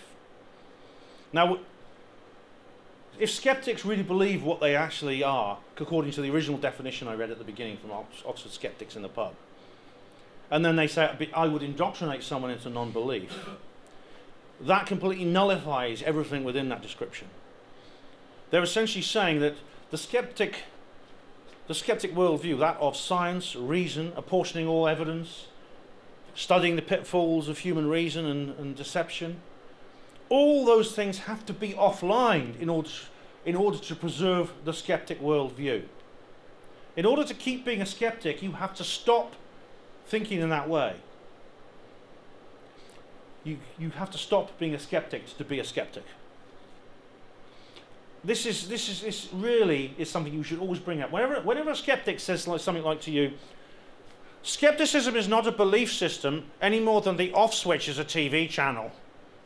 They say things like that all the time. They cannot pretend that anymore if they're going to indoctrinate people into non-belief. And Novella uttered those words, and he just carried on, and he didn't even understand it. This issue went straight over his head. He just carried on. I mean, I forgot the number of the show. It's one of the early episodes of The Skeptic's Guide to the Universe, his radio show. Come on. Oh, I've got to just go back on there. One sec, ladies and gents. Oh, come on. That's it. Right, the conveniently told confession story. Right, CTCS, conveniently told confession story. This is something you've got to be aware of. You've got to be wary of this sort of thing. This here is a creature known as Patty. Now, in 1967, this creature was captured by the Patterson-Gimlin film. And ever since this film was made, people have gone backwards and forwards over whether it is real or fake. Is it true? Is it false? Well, Chris Packham, you may have heard of him. He's a BBC nature presenter. Now, he is David Attenborough's natural successor, not Coxie Boy. It's a biologist, it's a naturalist. Anyway, he took a phone call from Bob Gimlin, one of the photographers, the guy who made this, and he said Bob Gimlin confessed that it was fake. He said, that's my wife dressed in a furry gorilla suit. And we got her to walk in front of the camera. We made the video. We got a fake Bigfoot video. Now, the response from the skeptics has been, we have a confession, case closed. Someone's confessed, that's the end of it. You, stop writing. You, put that pen down. We're not going to look at this again. We're not going to study it again. It's all over. It's not real. We know because somebody confessed. But a confession is a claim too, and confessions can be falsified. Dr. Paul Vella, who sadly has passed away, he was a cryptozoologist. He went to this location where this took place. It's been very precisely located within the woods of California. And he did a few measurements using computer-generated imagery and analysis. And he worked out that figure you see there is 6 foot 7 feet tall. Is Bob Clemens' wife really that tall? Is she? Then you better not whinge at her if she burns the toast. Bob Gimlin could well have falsified that confession. He could have faked it, but the skeptics don't look into that. They don't even... If we make a claim, oh, it's got to be proportioned to evidence. If we make a claim but it's a confession that we fake something, no, that's it, we accept it without looking at it again. Case closed. Another example, Alex Malarkey. This is a book called The Boy Who Came Back from Heaven by Kevin and Alex Malarkey.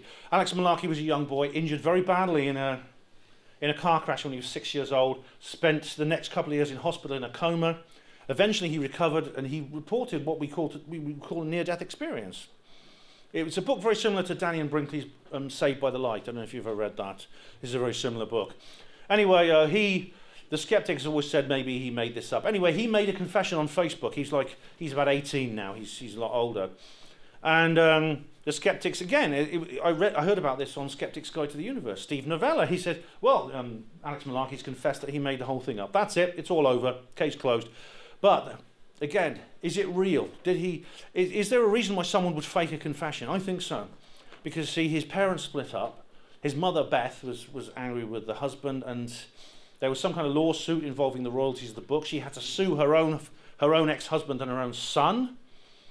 Also, he became a celebrity. He's a very sick boy. He was just learning to walk and talk again. And people were knocking on his door every day of the week, and he got fed up with that. So, is it possible that he made up that confession he may have said to his dad, can we just roll this back and maybe we can live a kind of normal life? Almost exactly the same as these two ladies. This is Kate and Margaretta Fox. In 1848, they claimed that they heard strange noises in their house, and they ended up touring the country. They became international celebrities. They're credited with inventing spiritualism, although it's not true.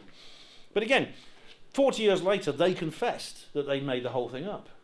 But did they? Because they were both suffering terribly from the celebrity lifestyle. It's not what it's cracked up to be, I don't think. They both had drink problems. Their marriages were in bad shape, and they may have come to the same conclusion as Alex Malarkey. Now this is the bit you've all been waiting for.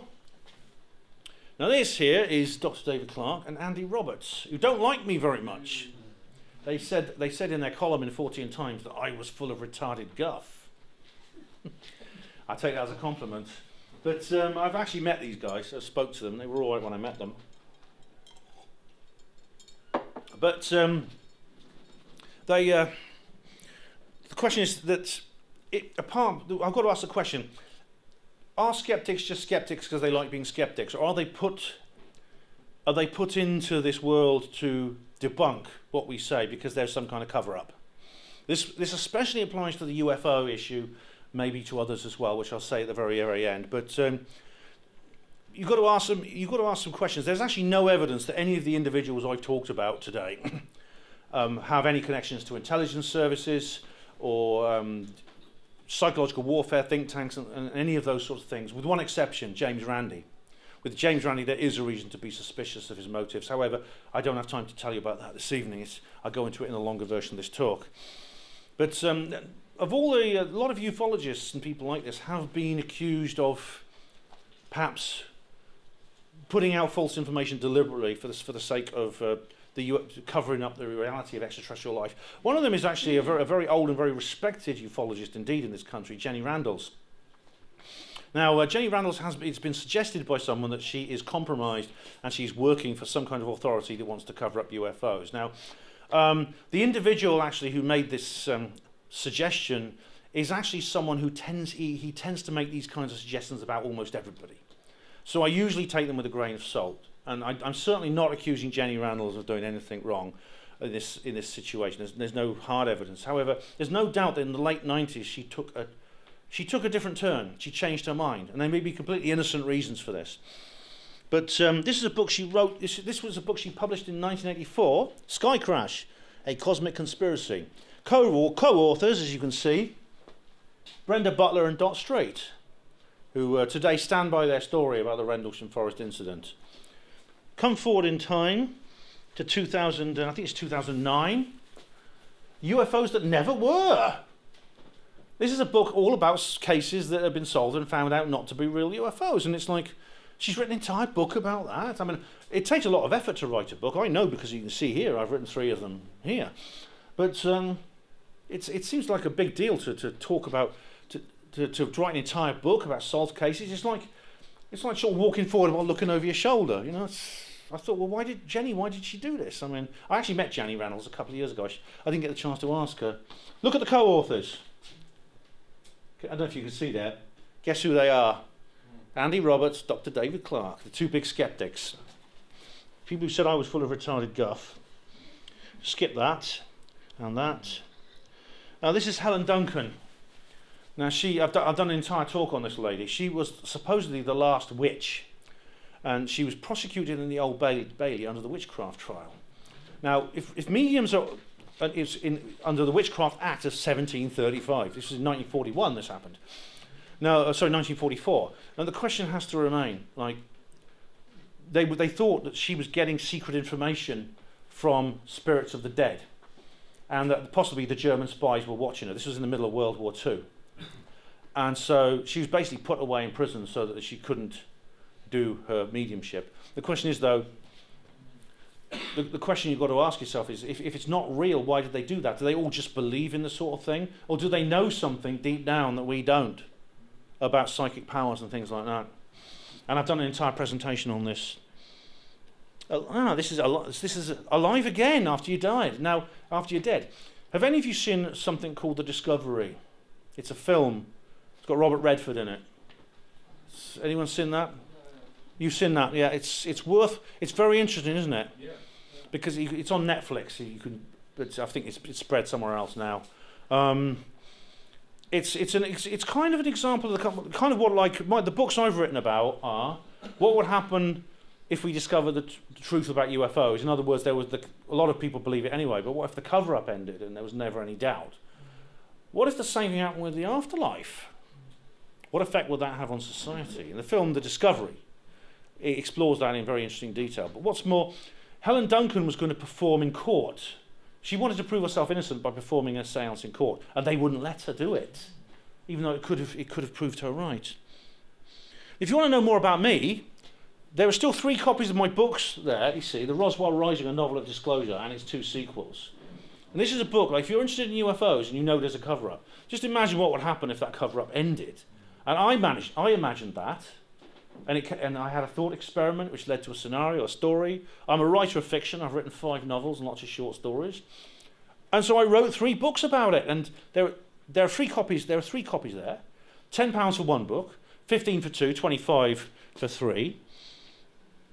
There we go. And if you want to know more about me, as Steve said at the beginning, I've got a website called HAPANWO, Hospital Porters Against the New World Order. If you go to that website, there's actually how many? I've got 6 blog pages now, a YouTube channel, my own radio shows, a forum. It's a very multimedia experience. So you expect to be there a long time. I know that Rhiannon, you've had a look at a lot of things there, haven't you? Yeah, and I know some of the rest of you have as well.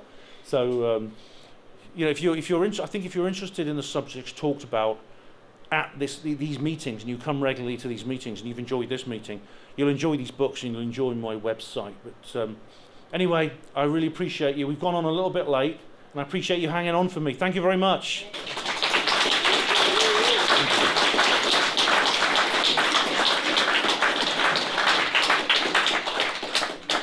Thanks very much. Have we got time? If you want to ask a question, Steve? Yeah. First thing you said when you start was, is anyone here a skeptic? And I said yes, and everybody laughed. Oh, really? But I think that Emlyn and myself are indirectly skeptics, because when we go to investigate a UFO sighting, first thing we do is try to find a rational explanation. Yeah? And then we'll try and find, is this person looking for insanity? Are they not quite 100% mentally? Are they on drugs? You know? And then we'll try and find a rational explanation. We'll try and find, is it a Chinese lantern? Is it the ISS going over? Is it a satellite? Is it a helicopter in the distance? Is it all lightning? Yeah, it's a process of. Well, yeah. So, to a certain extent, that does make us a little bit sceptical. Although I'm a believer, don't get me wrong, you know I am. Yeah. But there's nothing wrong with having a slight bit of skepticism when you're looking at an interview. Absolutely, and I apologise if I misrepresented you in any way. But you see, in a sense, what you just illustrated is the difference between the actual definition which the skeptics give themselves, which I wholeheartedly agree with, which is what you talked about. It's the skeptic who looks at the photo, as I said at the beginning, and says, what's this? And they look into it and they might find it's just a weather balloon. As opposed to the skeptic who says, I'm not even going to look at it, I know it's not real.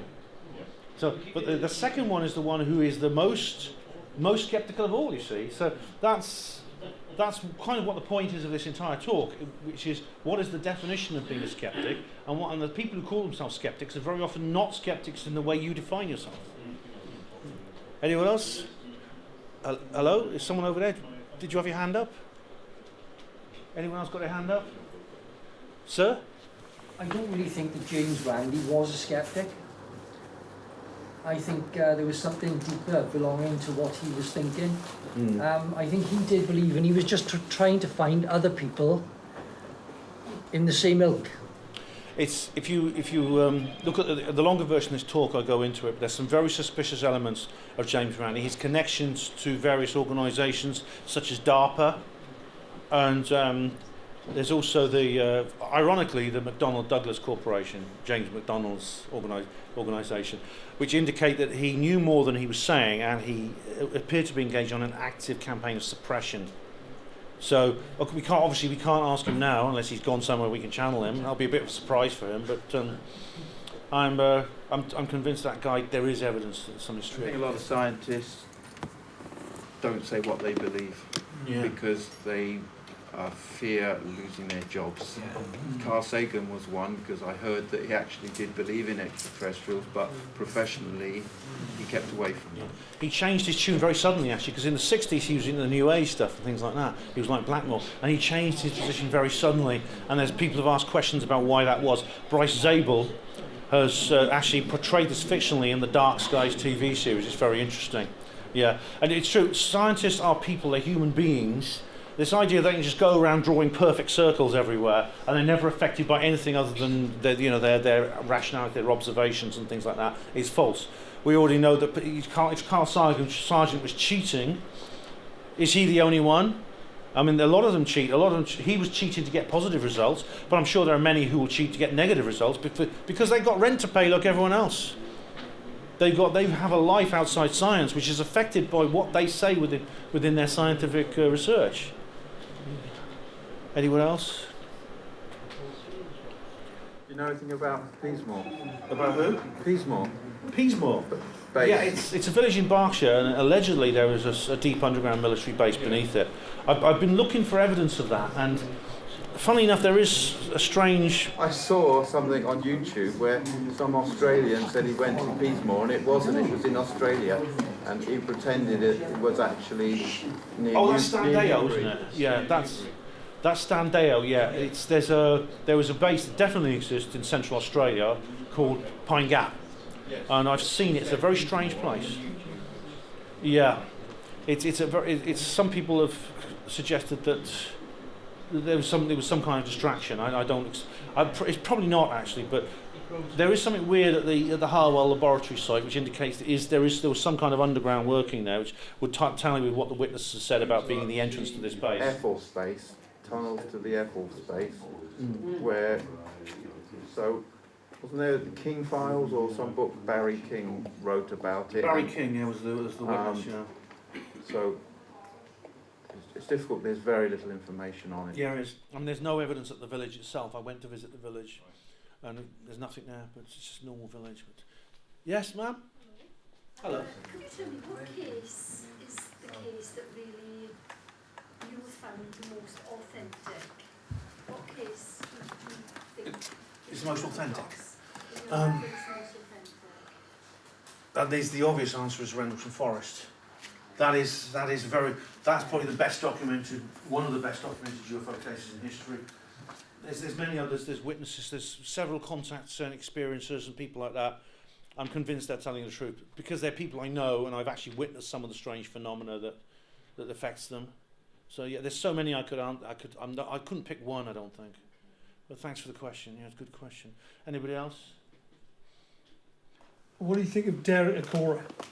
Have you ever been to one of his shows? No, I have not. I know that David Icke actually went to a sitting with him, and so did his wife, and found him very interesting. I know he's been accused of faking. He was faking things. He's been caught out sometimes making stuff up, and of course when he got, I think getting his job with the media has made him possibly dally round a few curves for the sake of the audience. And I know there's a guy called Ross Hemsworth I know who he used to present something called Ghost Detectives on Channel 4, and he said he's been trying to get in. He often finds it difficult to get back into paranormal broadcasting because they say things like, "Look, we're going to have to deliver for the audience, whatever, regardless of what you find." Meaning we have to fake stuff. If you can't find real ghosts, we have to put in fake ghosts. But Derek Akora may well have gone down that road where Ross didn't. So. You know what? Sorry. Yeah. I went to one of his shows probably about 11 years ago. He's passed away now too. Yeah, it's no longer. My father passed away. So I was in the Grand Theatre in Swansea. So I went there, just went to see what was, what his show entailed really. And he was calling out these references to people in his brain. And people put their hand up, does this reference anyone there? And as slow as he went through the information, the hands would drop. So in the end, I looked up, it was my manager in work. And he was having information about his father. I Just came and thought it was very interesting. I don't believe he's completely fake. I don't believe he's fake. No, I've known other people who've met him and said, I mean, it's some great detail. It's only his family would know. And I had a chat with him at work about it, and it was quite compelling. Yeah, it's interesting. A lot of genuine mediums, when they get famous, they get pressured into faking stuff. I mean, I met Yvette Fielding once at the conference in the Rawcon, and she swears blind that everything on Most Haunted is real, but I question that. I do. I understand the position she's in. Yes. I've been watching that series on Roswell on Blades, I think it is. And they were talking about AI. Was this the one with that guy where they find Jesse Marcel's diary? Yeah. And they were talking about this. They can tell if that he was telling the truth by his face, but it's AI, I think it's called. Voice analysis. Yeah, I'm not sure exactly how that bit is. It's voice and facial expressions. Yeah. It's similar to a polygraph. Yeah, I'm not sure exactly how it works. You can tell by the face whether they lie or not. But it was very interesting. It is a very interesting, and I'm not sure exactly how it works, but it's like a polygraph. It won't clear their name, unfortunately, because I know there's been people who've subjected to multiple polygraph tests. Larry Warren, for example, Bob Lazar, Travis Walton, and people still accuse them of making things up. So whatever happens, I mean, it's slightly different method. Yeah, I don't know how accurate it is. There's some. Yeah, hello. Look, this hasn't got a lot to do with what you said, right? You mentioned Uri Geller earlier on. Yeah. And back in 1998, they had him down the Vetch in Swansea. It was the last home game of the season. It was the bottom division, and they were playing Doncaster. And Doncaster had already been relegated to the conference. So they had Geller in the Swans dressing room before the game to give him some positivity and whatever. It was the worst 0-0 draw I've ever seen in my life. Do you know what he claims? He claims he can do that. He claims he can change the course of footballs. Do you know what? Right at half time, He went into the set, stood on the centre spot, and bent the spoon, and all the North Bank was singing at him. Oh, dear me. I think that guy will say anything to keep people talking about him. He's saying, like, he said that in the European Cup finals, he could say, I made the ball go this way and I made the ball go that way. But he didn't do a very good job in the final with the penalty shootout, did he? He didn't do a very good job there, unless he's supporting Italy. But he's recently said things like, "Oh, aliens are going to land." That's his latest thing. He's in the papers. Aliens will be landing, and I'm like, "Oh yeah, like the story." Would you agree that a lot of information, say in the military in the US, is very compartmentalised, so that very few people know about particular projects? Yeah. But my viewpoint is, in a similar way, ufologists and spiritualists are compartmentalised, and we will only make progress on this subject when they come together. Well, it does help. I mean, John Keel was a researcher who did understand that there were, paranormal phenomena and UFOs were often associated. This doesn't mean that UFOs are somehow ephemeral and they don't produce physical phenomena, because they do. But that there was a connection between the two. And I do think that Michael Barkin is right about the cultic milieu. If you tend to believe in one thing, you will often believe in another. I'm not the only ufologist who's also interested in spiritualism, for example. There is a massive overlap between the two. Not exclusive, though. Not exclusive. But the two, they are kept apart, the groups. And it may be that ufologists, skeptics, too skeptical of spiritualists who believe that channeled information is true information, but that will only come out in time, that they are talking the truth in terms of what's happening, and all the subject, it's consciousness is where we are on it. Funny, I was having a conversation earlier today. No, I have heard that, because, I mean, it's really strange, because earlier today I was having a conversation with some people, and it was a private conversation. I won't go into details, but we were talking about something very similar, about a case which is usually thought of as ufological, but may well have nothing more to do with demonology and things like that.